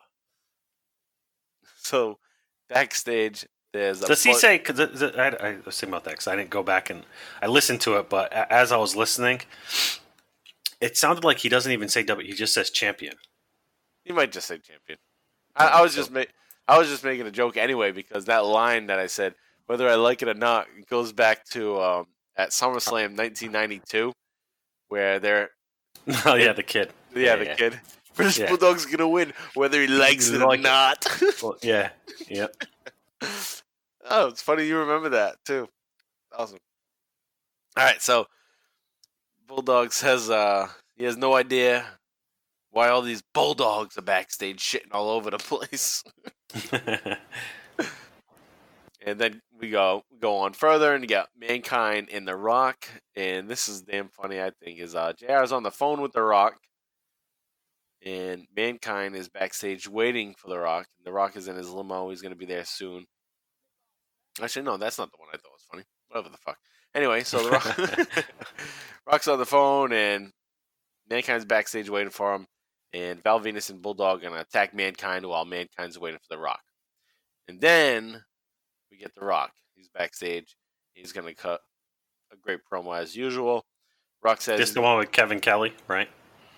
When he's got a silk shirt on, or is this before that? I think that's before. Pretty sure. It could have been, but I didn't notice Kevin Kelly, so I didn't write anything about it. But The Rock says he wipes his ass with how Mankind feels about the Rock and Sock connection. Rock does his usual routine, gets the crowd pumped. He says they're in Rocklanta, so this is the one that's in Georgia. Bulldog is nothing to him, and he brought in some mascots. He brought in some Georgia Bulldogs, so that's why the Bulldogs are there. The Rock brought the Georgia Bulldogs in. And then The Rock does this thing that he hasn't done in a while. He does his impersonations of Flair, Macho Man, Hogan. Then he says, no, this is it. And then he cuts his own catchphrase. And then Vince is going to come in. And Vince is going to tell Mankind and The Rock, you're going to have a match. You're going to have a match against the Bulldog and Val Venus. And then Rock says, okay, fine, we'll do it.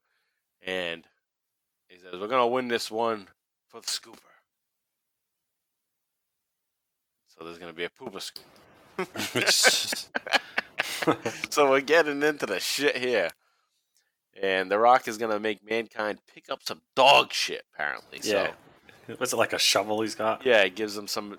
Yeah. So, yeah, like the little plastic shovel thing. And the Mankind goes into the dog cage, and he picks up all the dog shit. And then they just stack it onto a tray. Big-ass tray full of shit. And from listening to Bruce Pritchard talk about this, apparently it wasn't real dog shit. He says there could have been plenty of dog shit from those dogs, but it wasn't real dog shit that was in the scenes. It was created dog shit made up of like nutrageous bars and different candy bars mixed with like some grass and shit like that. Yeah, because there's grass in it. I was thinking, like, is that actual like dog shit? So yeah, so they made a bunch of shit. It's a way to cut corners, right? It's fucking cheap. Yeah, free. Take a walk around the park. Free, yeah. Just pick up some shit. Yeah, So yeah, they could have had people just take shits. there's plenty of wrestlers that used to shit in people's bags, like X-Pac. Could got him to do some shit, some doo doo. Die from shit, human shit. All right, so Mankind heads to the ring. He comes out with that tray full of shit or candy. Who knows? Still gross nonetheless when you look at it. Ugh. Anyway, The Rock and Val are pretty damn good in this match, I have to say. Val's good. Yeah. We know The Rock's great. Right. But Val's legit. Val's a star. Yeah, I can't believe he didn't take off. It's just limited because of the gimmick. We said it. I'm pretty sure I said it last episode too. You did. Yeah. If not last episode, you said it before about him. He just has all of it. It's just that gimmick. You can't. He can move talk. beyond He it. has punchlines. He seems fresh every time. You know, even though it's in his gimmick, his character, he still seems fresh. Like he's always got the good sexual innuendos, which always work. Yep. Yeah, I would have. I don't know. It's a guy. If I like judge wrestling like I do now as an adult, or like I did 10 years ago as an adult, where it's like, oh, he's gonna be the next up and coming star. He would have been like that next year. Like, all right, Triple H is over now, and like Val Venus would have been on my list as one of the next guys. He'd be a high draft pick. Oh yeah, I know. At the time, that's what I thought. I thought this guy. Same here. He's got it. He's it. Everyone knows too. He's got a and he's got a punchline that's that is stuck forever. Right. Hello, ladies. Like, right. Either way, he's remembered. Associated with him. Hey, he's remembered to this day for it. So with that said, he needs to be in the WWE Hall of Fame. Fuck yes, he does. He's got it. So there's been plenty of other people from this era. There's been plenty of people from before this era that are in there. He needs to be in there too. I don't know if he has any issues with WWE. I don't know. I don't know if he's involved in any of the lawsuits or anything at all. If he's not, then he needs to be in. Or maybe he's not because of Weed's still like they're still a family brand, WWE, and Weed's still frowned upon it. I'm pretty sure Val Venus is like a big into the legal and recreational marijuana scene. So, well, maybe they just don't want to bring him in now because his whole gimmick is the porn star. Yeah. So that's true.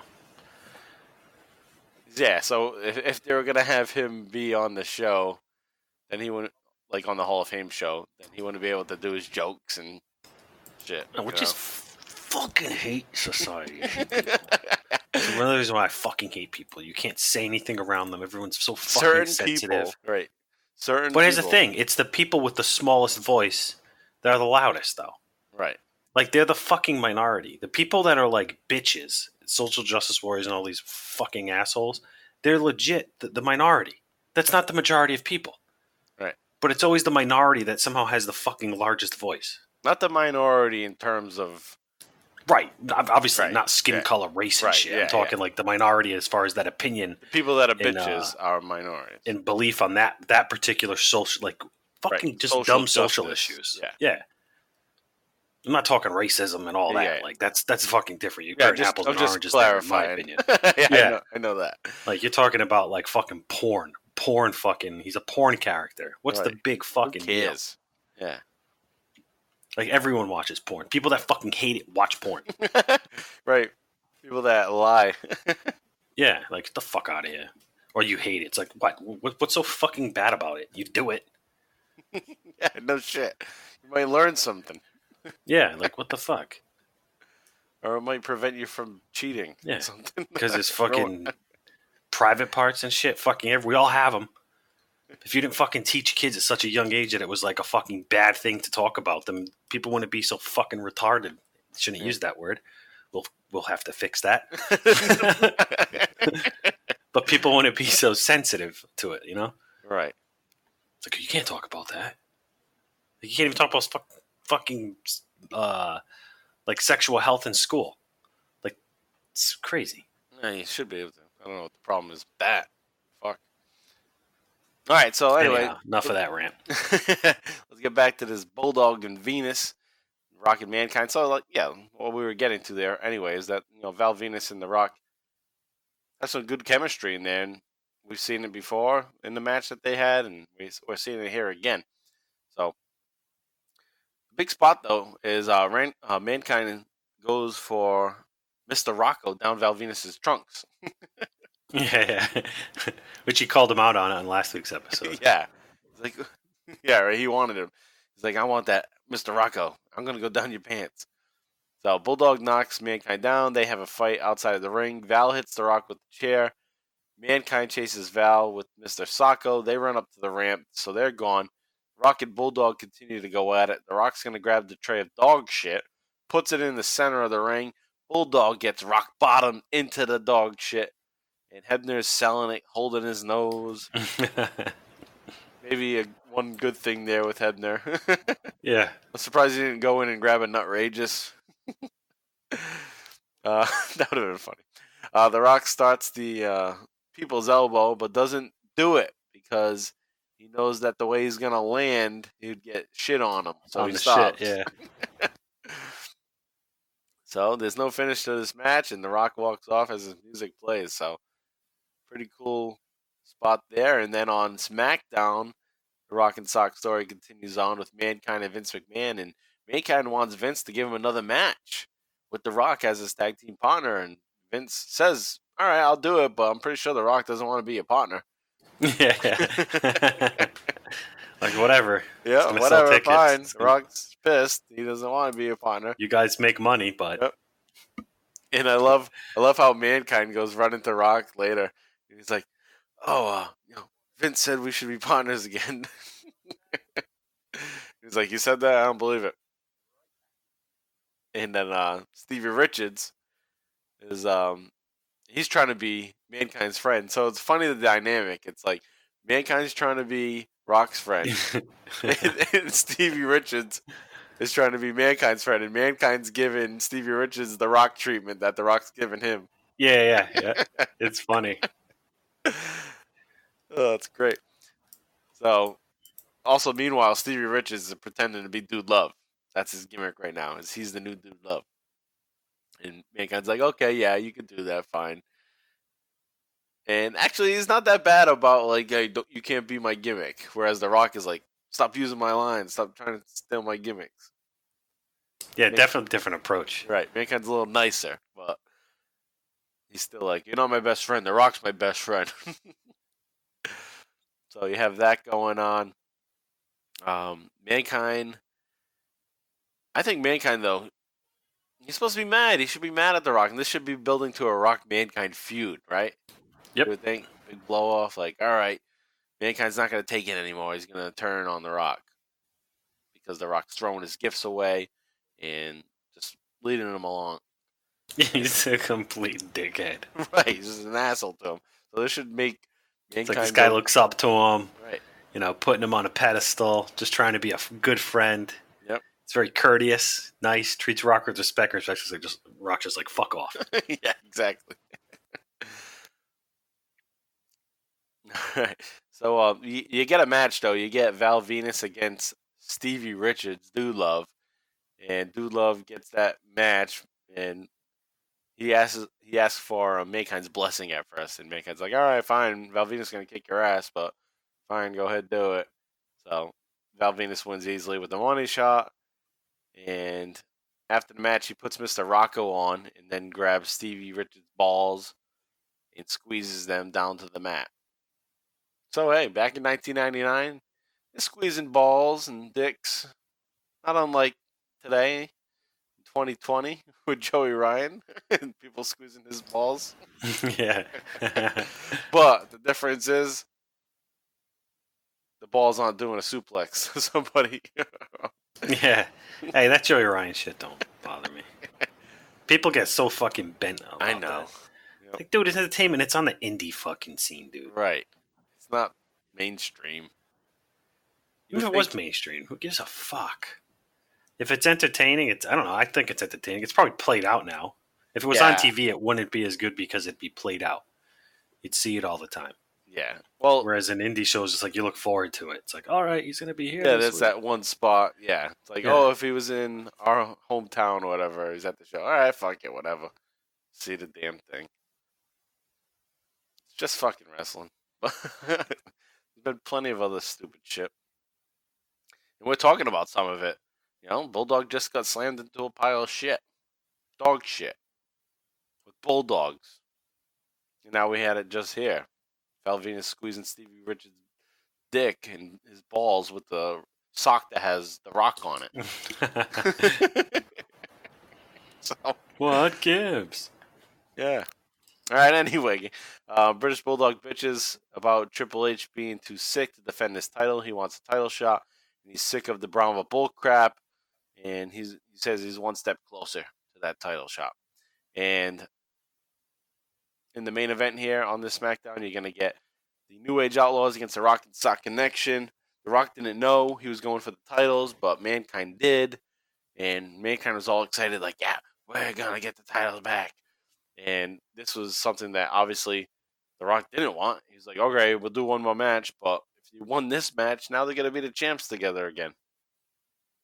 So reluctantly, he's the tag team partner. And ultimately, they're going to win the tag team titles back. The Rock looks pissed that they're the champions again, and the Rock and Sock connection lives on. But the thing that I thought was stupid about this is that the New Age Outlaws have a match with the Hollies at No Mercy, which was meant to be a tag team title match for the Hollies. But the Hollies are the ones that caused Mankind and the Rock to win this match when Crash Holly attacks Billy Gunn with a baseball bat, misses and hits Mankind instead. So Hardcore hits Gunn with a title. Then Mankind, injured, falls on to Billy Gunn and gets the win. So the Hollies, just screwed themselves out of a title shot at No Mercy because New Age Outlaws are no longer the champs. And then we're stuck with, at No Mercy, our meaningless match, New Age Outlaws versus the Hollies. No title on the line. And then we get to No Mercy. At No Mercy, you get The Rock versus British Bulldog. Shitty match. Ugh, shitty match. Anyway, so... Well, it's the British Bulldog. So. Right, it's the Bulldog. Rock does his best, of course. You're going to get a power slam. And The Rock's too close to the rope, so British Bulldog attempts another one in the center of the ring. He's going to break that. He's going to end up with the Rock Bottom. He's going to counter and get the Rock Bottom in the center of the ring. Instead, he gets the win there. And I think this is the end of the Bulldog at this point. Because Bulldog's going to go back into rehab. And it's not gonna work out for him after this. So pretty much the idea that the WWF had was that if you can't work with The Rock, well, you can't work with anybody. So we're gonna move on. They tried to push him big, coming back and be right in that picture, but didn't work out. Said, all right, that's it. We'll help you out rehab, and that's it for you. Then also at No Mercy's Mankind versus Val Venus. And Val Venus is going to miss the money shot at the end of the match. He's going to get nailed with double arm DDT. And they're both down for the count. They both get their socks out. And when he misses the money shot, that sucks. What do you mean it sucks? Like it sucks for him. Oh, yeah. I think any wrestler that misses like a high risk move like that. Yeah, depending on how the ring is. Yeah, and they kind of do it like frequently. They do. If you're a heel, because you're losing a lot. Yeah. Often. Belly flop to the middle of the ring. So we get this spot where it's the mandible claw versus the testicular claw. Mankind falls on his back and Venus falls on Mankind, and they get the win. They're holding each other's balls. Okay, so back to the balls. So actually, no. Sorry. Mankind has the claw in the mouth. This sounds like porn. Mankind has the claw in the mouth. Sounds like Pornhub. And Val Venus has the claw on the balls. And they're both getting weaker and weaker. And they collapse, but Mankind is the one that takes the loss here. So Mankind falls to the mat. Val Venus falls too, but falls on Mankind, gets the 3 count. And Val Venus gets a win over Mankind here. Pretty cool of Mankind to take a loss to Val Venus. Obviously, given the situation, it's not like a legit win, but it's a win nonetheless, and it's a gimmicky ending there. And this is all happening also, meanwhile, at the same time that Mankind's book is just come out. His life story up to this point. And because of this being mentioned so many times, I ordered the book on Amazon and I got it in the mail today. And I hadn't read it. I know how good it is, and I've seen many of the documentaries that cover so much of the information that's in it, but I'm going to read the damn book. So I got that after all these years. It always feels good to read a book. Yeah. I'm reading the Edward Snowden book right now. I'm like halfway through. Oh, cool. The book, after you read a book, you just kind of feel like it's different. You accomplished something. Yeah, it's different than reading it online. It's fucked up. I don't know. I think it's just because of how strenuous it was to read a book as a fucking kid. You hated doing it. Yeah. And then when you did do it, it was like, oh, what a fucking relief. I actually read a fucking book. Like, it's the most accomplishing feat on the fucking planet. I enjoy reading books. There's just not enough time to sit down. There's just other distractions where... I think my issue was, not to get into psychology fucking analysis here, but as a kid, it's like, I had to read shit I didn't fucking have any interest in. So I just naturally, he doesn't like to read. It's like, no, I just don't like reading this shit. Now I'm an adult. I'm like, fucking. There's plenty of shit you like. If I buy a book, I'm reading it. Right. Yep, they're just trying to teach us different things. We didn't want to learn anything. Yep. All right, so now we move on to the next part of the Attitude Era update, and that's the tag team title scene. So, that was kind of pretty much a tag team title scene. We got New Age Outlaws had won the titles, and now the Rock and Sock Connection won them off. But there were some other things going on, so let me just briefly run down some of the other things going on. Yeah, the New Age Outlaws and the Hollies having a little feud going on with each other at this point. And also you have Kane and X-Pac having their ongoing troubles, their bromance with each other. And they're having these arguments about, don't come out and help me. And, like, for instance, X-Pac told Kane not to come out and help him while he got destroyed by the Acolytes. And then when Kane does make the save, X-Pac's pushed at him. The next episode on SmackDown from October 14th, Kane does the same thing. He says, don't help me. I'm going out there on my own. He goes up against the Acolytes. They get the win on Kane. X-Pac runs in with the chair to clear the ring to help Kane. Kane doesn't look happy about that either. So that story is still going on. Then at No Mercy, you go to the pay-per-view. It's a 4 corners elimination match. X-Pac, Kane versus Farouk and Bradshaw. And obviously it's Farouk and Bradshaw going to help each other out here against Kane and X-Pac. But it's a singles match. But it's elimination style. Kane is going to eliminate Bradshaw. X-Pac actually eliminates Kane. Kane can't believe it. He comes down. And then the match comes down to X-Pac and Farouk, rather. And X-Pac gets the win with an X-Factor. A shitty-ass X-Factor on Farouk, too. So I missed this match. It was that bad? Yeah, it sucked. Yeah, it sucked. It sucked bad.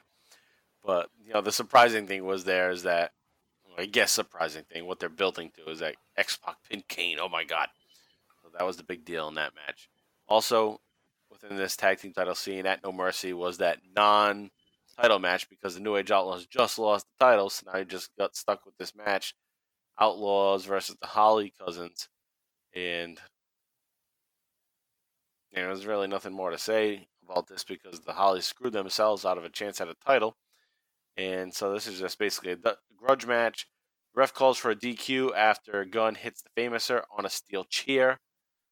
Hardcore Holly slid the chair into the ring at the right timing.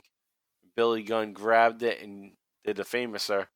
And the refs, some refs at this point are being very strict with DQs, nailed them with the DQ. So it ended that way. Didn't really matter because there's no title on the line, and the Age Outlaws mean nothing now at this point. But then we get to the real good tag team shit, and that's the continuation of the TIT series.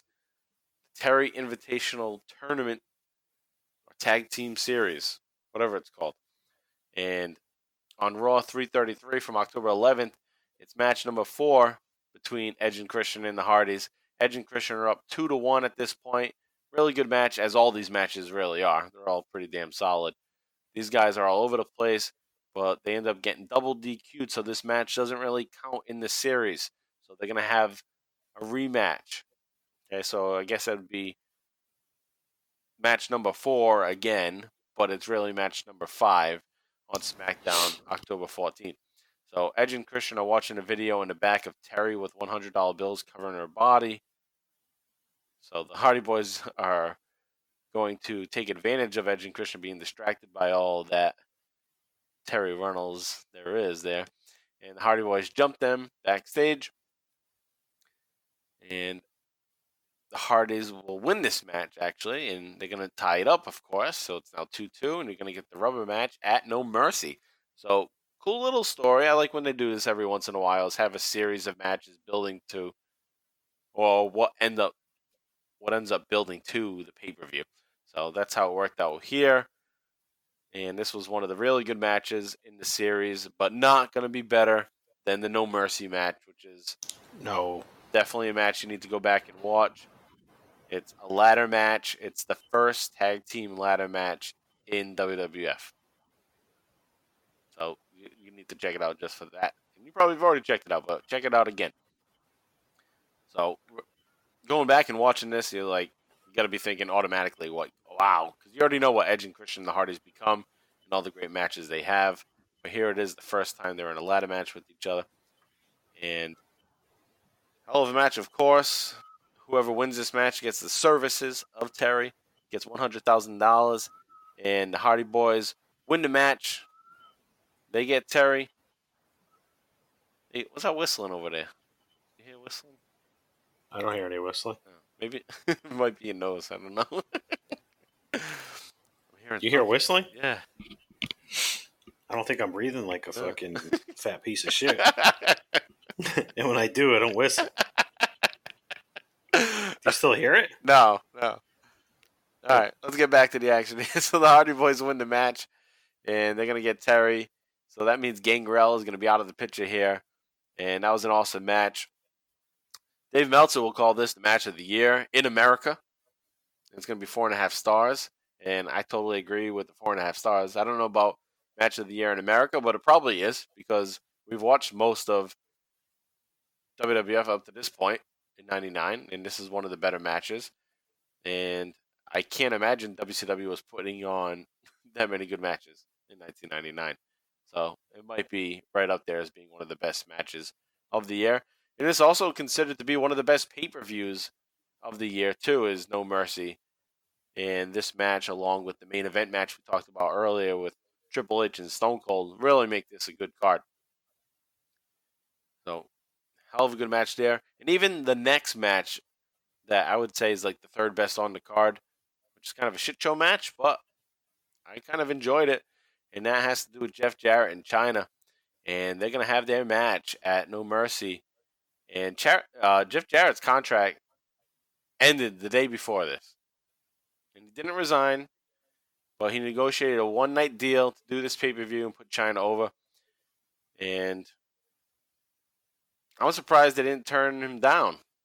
You would think they'd just turn him down, but I guess the only reason why you wouldn't turn him down is so that he doesn't show up to Monday Nitro with the IC title.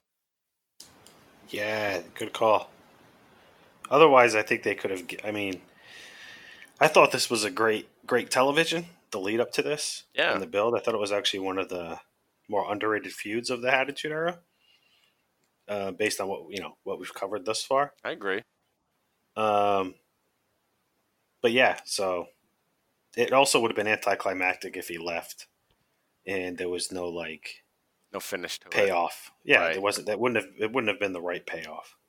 No, you're And right. I think the feud deserved. I think Chyna deserved it, but so it's too bad. Yeah, so there was a whole lot of hoopla and what went down behind the scenes about this. Maybe he negotiated with Russo to get a WCW deal, and then he went over to join Russo for the fact of the matter that he'd get a better push in WCW, and maybe they plotted early on about a month ago or just earlier in the month to hold off on dropping the title to Chyna and move it to a date that was right after his contract ended. So there's all that out there, and it's just shady on Jarrett and Russo's part if that's the case. So, whatever. He's got to do what he's got to do, and that's what ended up happening, and that's why Jarrett and Russo have never come back to the WWE until Jarrett was brought back here, brought back to the WWE for the Hall of Fame, which was, again, almost 20 years. Yeah, 20 years later. So that happens there. Jarrett's done a great job, like JV was just saying, leading up to this. The angle, I thought it was a great angle, too. They want to do it today, even though it would be a good angle for today. But they want to do it today because it's a male chauvinist who's beating up a woman. Whereas the true story is this guy's an asshole and a woman's going to kick his ass. That's the true story of what happens in this angle. That's the payoff, is that you build up by hating somebody because he's such an asshole, and then you pay off, all right, the good thing happened in the end. But if this were to be an angle today, it would get shut down after a week because everybody would be bitching online about the male being an asshole to the woman. They wouldn't take the heat for it. They wouldn't say, hey, why don't you just wait a fucking few weeks and see what the story is? Let's see how it finishes. It's like going to a movie and getting mad after the first 5 minutes and walking out. You don't know what the fuck happens the rest of the movie. That's a good analogy. So that's what would happen in today's culture. We're getting a little pissed at today's society on this episode this week. Well, this sucks, attitude so effort. Yeah. there's that. So anyway, you get this match, and it's an enjoyable match. The thing that sucked though about the finish was that Jarrett. It looks like Jarrett's gonna win. You know, he gets the win. He gets the count. But then Teddy Long says, you know, an IC title is not a household item. You know what, though? I like that they jumped in on that. Because it was a household items match. And not everyone has a belt hanging around. Right. So, that's good. That part. I don't mind that. So, Jarrett hits her with the belt, gets the 3 count. They realize, all right, that's not a household item. Then, the match continues. And then Chyna wins the match after hitting Jeff Jarrett with a guitar. So apparently that is accepted as a household item. Good call. So what the fuck is that? I guess. Yeah, that's a good point. How many people have a fucking guitar in their house? Not me. So here's the deal with me. I don't have a guitar in my house, but I got a championship belt in my house. And that's the Hurricane Rana Fantasy Football Championship belt for the three times. Three times. Here we go. I have that in my house, and I'm willing to say many of our listeners probably have a championship belt in the house over a guitar. But they have to pay for it. They didn't earn it. I'm sure there are a few people that have both a guitar and a belt. I know our friend Frank Alves definitely has a guitar and many championship belts in his house. Frank can play the guitar? That's cool. He was in a band. Yeah. I think if you can play a guitar, that's Self, like a holy... Something like that, I thought the name was. Oh, really? Yeah. That's even better. That's something I wish I would have gotten into more as a kid, was just like music. Me too. Like being able to play an instrument. I can't play a single fucking instrument. I can play Row, Row, Row Your Boat on a fucking piano. I won't even know where to begin on a guitar either. No. It's fucking my kid makes me. If I have children or whatever, they're learning an instrument. I don't give a fuck if it's like a brass instrument. They're learning something. Right. Like be in band, learn something. Learn music. Yeah. I bought a guitar way back. I don't know, like 15 years ago. And I tried. I felt like an idiot. I was like, I just don't know what to do. I didn't even get lessons from anybody either. But I thought I can look online and nope. I felt like an idiot. And then I sold it. Actually, no. I just gave the guitar away to Lisa Souza. That was it. Wow, that's funny. Maybe it was $20 or something. But I was like, all right. So anyway, you get that match there, and that's it. That's it for Double J. He's out of the picture here at this point, so we won't be covering him anymore on this Bottom Line Wrestling Cast. Just kind of run through some things quick here.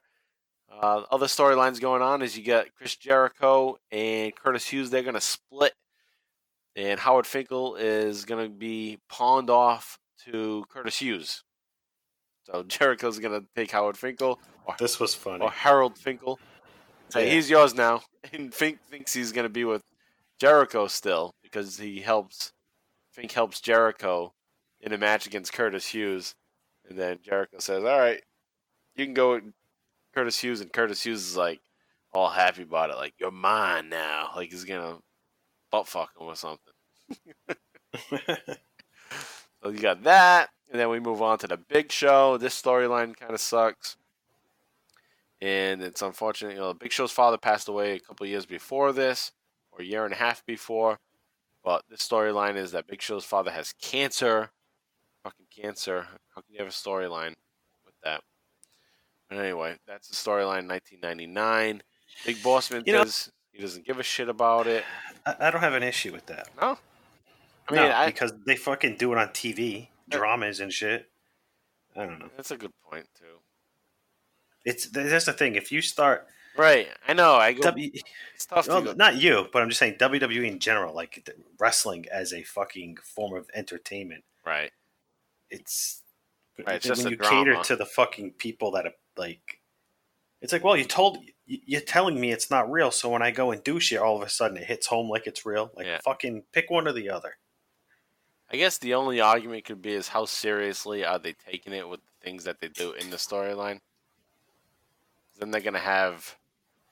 We'll get to it, but they'll have the funeral, and then there's like a car chase through the through the cemetery. Through the cemetery. Shit. So, so I could see. I still don't have an issue with it. I know it's all entertainment and it's all scripted. They're not up there spewing hate. No, I get that too. But anyhow, yeah, and it's easy to fall into it too because it does seem so reality based sometimes. And then you just gotta remind yourself it's not. it's written, a television show, right? It's entertainment. It's a TV show. It's a drama. It's a drama. That's what wrestling is. Right. It's a live fucking TV drama. show. Right. All right. So you have that Big Boss Man, Big Show. They got a feud going on, and that's what's going on in the background. Is that Big Show's dealing with his father's issues, and they do have a match on SmackDown for the Hardcore title between Al Snow, Big Boss Man, and Big Show. Big Boss Man is going to win the Hardcore Championship back, and he does that after nailing Big Show in the head with a nightstick. And Big Show is going to blade himself in, take the pin there outside of the ring for Boss Man to win that title. The Stephanie and Tess shit is coming to an end temporarily here as they try to regroup themselves and figure out what to do. Stephanie can't remember anything that happened. She doesn't remember Tess. Tess is all bullshit about it. He's pissed off. He wishes the girl that he loves would remember who he is. And Stephanie is trying to get the British Bulldog on an episode of GTV or a clip from GTV to just apologize because she doesn't know what Vince and her family is going to do to him. And apparently it's going to be fire him because he's not going to be back after this. But the one thing that I thought was strange during this meeting was that Stephanie calls him Davey, and British Bulldog says, "It's not Davey, it's David." What the fuck? You were never called David. So that must be what he goes by backstage, apparently. And then we move on to Mark Henry, and I actually like these. I don't know what you think about these, but I like these Mark Henry sex therapy skits. Me too. I liked it then. These are pretty funny. Yeah, Mark Henry arriving with his sex therapist. We had one the week before, but now he is here with the second one. And she says he's going to have a test tonight. It's going to be an overstimulation. And what ends up happening is he's going to be in a match against the Godfather, and it's going to be a hoe jack match. There's going to be a bunch of hoes surrounding the ring, and it's going to be like a lumberjack match. And Mark Henry is going to be overstimulated because of all the hoes that are out there. And his therapist, which is Andrea Early, who's pretty hot, and she's watching on in the back, and she's getting upset that Mark can't control himself, and he starts dancing with all the girls, and he gets tackled by all the hoes. And the Godfather rather just wins with a roll-up because of how distracted Mark is. And then on SmackDown, later in the week, on October 14th, he gets his third sex therapist, and it's a guy this time. And he's obviously going to be a gay sex therapist. So, yeah, it's funny. So he starts rubbing rubbing Henry. his chest and shit. Yeah. And then Mark Henry says, "You can't help me at all." And then the guy says, "Sexual, come back. Sexual, come back." And even Jerry Lawler's like, "That guy has a lisp." So I guess that's the joke on the gay guy at the time. That gay guys must all have a lisp.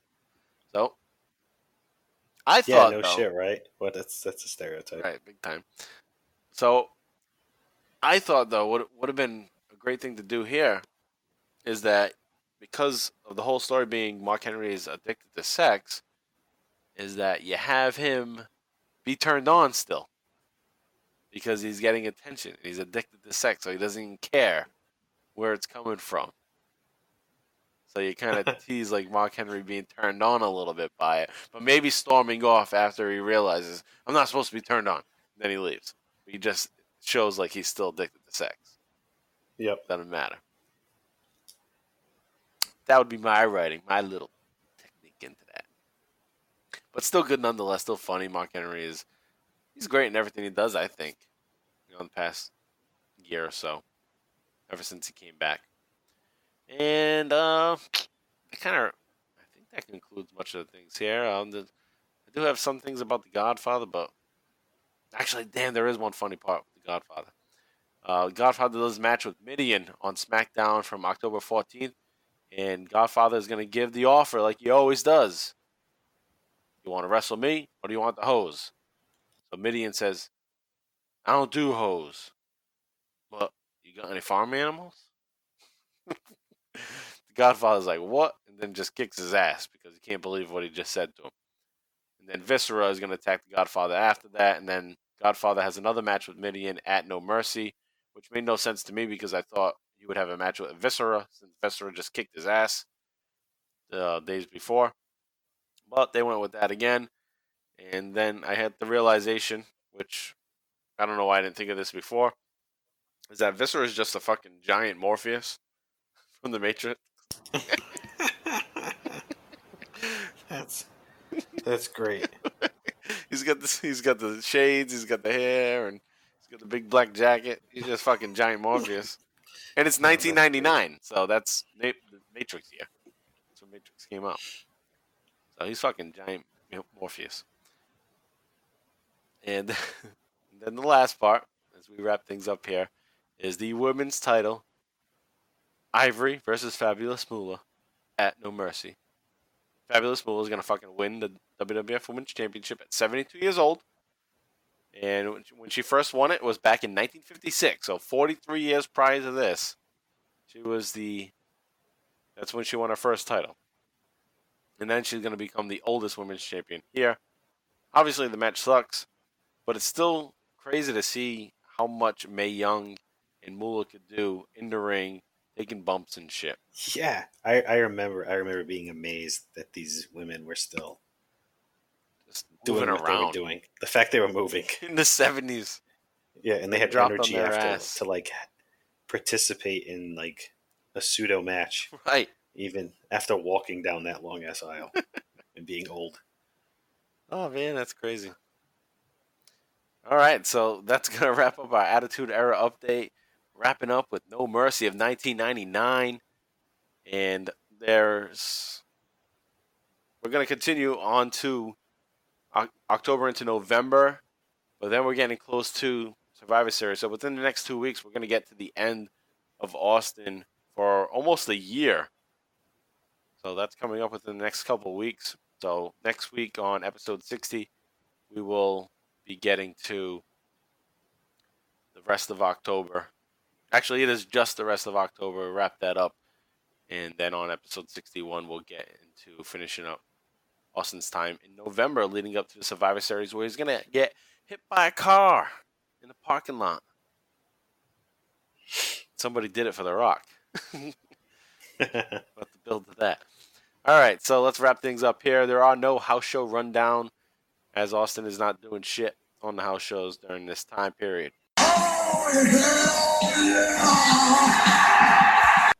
JV, do you have an oh hell yeah moment of the week? I do, and it has to go to the match itself at No Mercy because reason being, A, we haven't had many matches recently, and even the matches we had prior to that were kind of lackluster. And the hell yeah moment just being that The Rock's now getting involved, so now we have like this triangle of top stars. And I just thought it was a smart booking decision, even knowing that Stone Cold is going to be MIA for a little bit. Yeah, I agree. I can't probably say much more to it than that. That is one of the better matches that we've seen throughout 1999. I mean, probably the best match other than that was the WrestleMania match between Austin and The Rock. And The Rock. Yep. And then we get to this match. So yeah, so those are probably the top 2 Austin matches of the year. So that's definitely going to be oh hell yeah for me. Oh hell no! But let's move on to the oh hell no moment. JV, what do you think for oh hell no? So the SmackDown episode, just Triple H's acting. All right, that's a good one. It's just in general. It's awful. It's terrible. I guess my oh hell no is like a combination of that. I was gonna say the whole ending skit of the Raw prior to his acting job with the makeup, and just the whole being in the locker room with the snake, and then Austin saying, "Shake that, you son of a bitch," and then the light shutting off, and Triple H just screaming. Yeah, that's pretty oh hell no. In terms of an Austin related oh hell no, but on the Attitude Era side of there's probably plenty of oh hell no's, like the British Bulldog in general, and getting dumped into a bunch of candy bar shit. That was kind of oh hell no to me also, as just a little aside. So that wraps things up with that. Like I said, next week is episode 60, another milestone. We got 60, and that'll be the end of October. But before we get out of here, let's give out some podcast plugs to our pals. Again, you heard them during the break. It's Talking Taker. Check them out on Twitter at Talking Taker, and they're available on all podcast platforms. And they're currently getting very far along into Undertaker's career. So I think they're in 2007 at this point. So check out their latest episode. Those episodes come out on Friday. Check out our friend Mike Mills and his show at Booking the Territory, the Unprofessional Wrestling Podcast. And they are covering NWA WCW World Championship Wrestling on Saturday nights from currently September of 1988. This week will be September 17th of 1988. Those episodes drop on Thursdays. They drop another episode on Sundays. That's the Smoky Mountain Wrestling Recap. They are currently at episode 178. June 24th, 1995. And those, again, are on Sundays. Also, check out Michael Quinn and Joe Murata on Our Vantage Point, the Retro Wrestling Podcast. This week is their break week, so they're doing a special end-of-season review. They're doing a live commentary of the 1986 Slammy Awards. So you can listen to that on the podcast feed. But if you want to watch 1986 Slammy Awards and listen to them do the live commentary, go to their YouTube page, and you can watch the Slammies and listen to them at the same time. So check them out on their Our Vantage Point YouTube page too. Yeah, that's pretty cool. Yeah, they know what they're doing. we don't have time for that. They got that shit going on there. So that would be a cool way to figure out one day. But hey, never know. Also, check out Free a Geek for all your pop culture needs in terms of video games, movies, music. Jay Free is on a little hiatus helping out his friends with another podcast, or Whatever Bros podcast, but still a lot of great stuff there in his archive, so check out Free a Geek. I'm sure he'll be back with some new episodes in the weeks to come. And then again, check out JV and I at Extreme ECW Livecast. This week we have a new episode coming out, and we're on the $5 tier if you want to check us out at patreon.com/Booking the Territory. And we are currently in 1993, November 23rd and 30th of 1993, watching along with ECW episodes. And again, follow us on Twitter at MPRU83 for me. JV is at John Van Damage. We are at Bottom Line Cast. And for the Extreme ECW Livecast, we're at Extreme Cast. Please, guys, give us a 5-star review if you think we deserve it on iTunes. And also subscribe to our page on YouTube. You can become subscriber number 11 now. Number 11. We got 10. Now we need 11. We're moving along. And we have 100 listens now, so that's great too. So keep going there. Thanks, guys, for all the support. And we'll be back next week with episode 60. I'm Mike Prue along with JV. JV, any final words? No, sir. All right, man. We are out of here. So long. And that's all I have to say about that.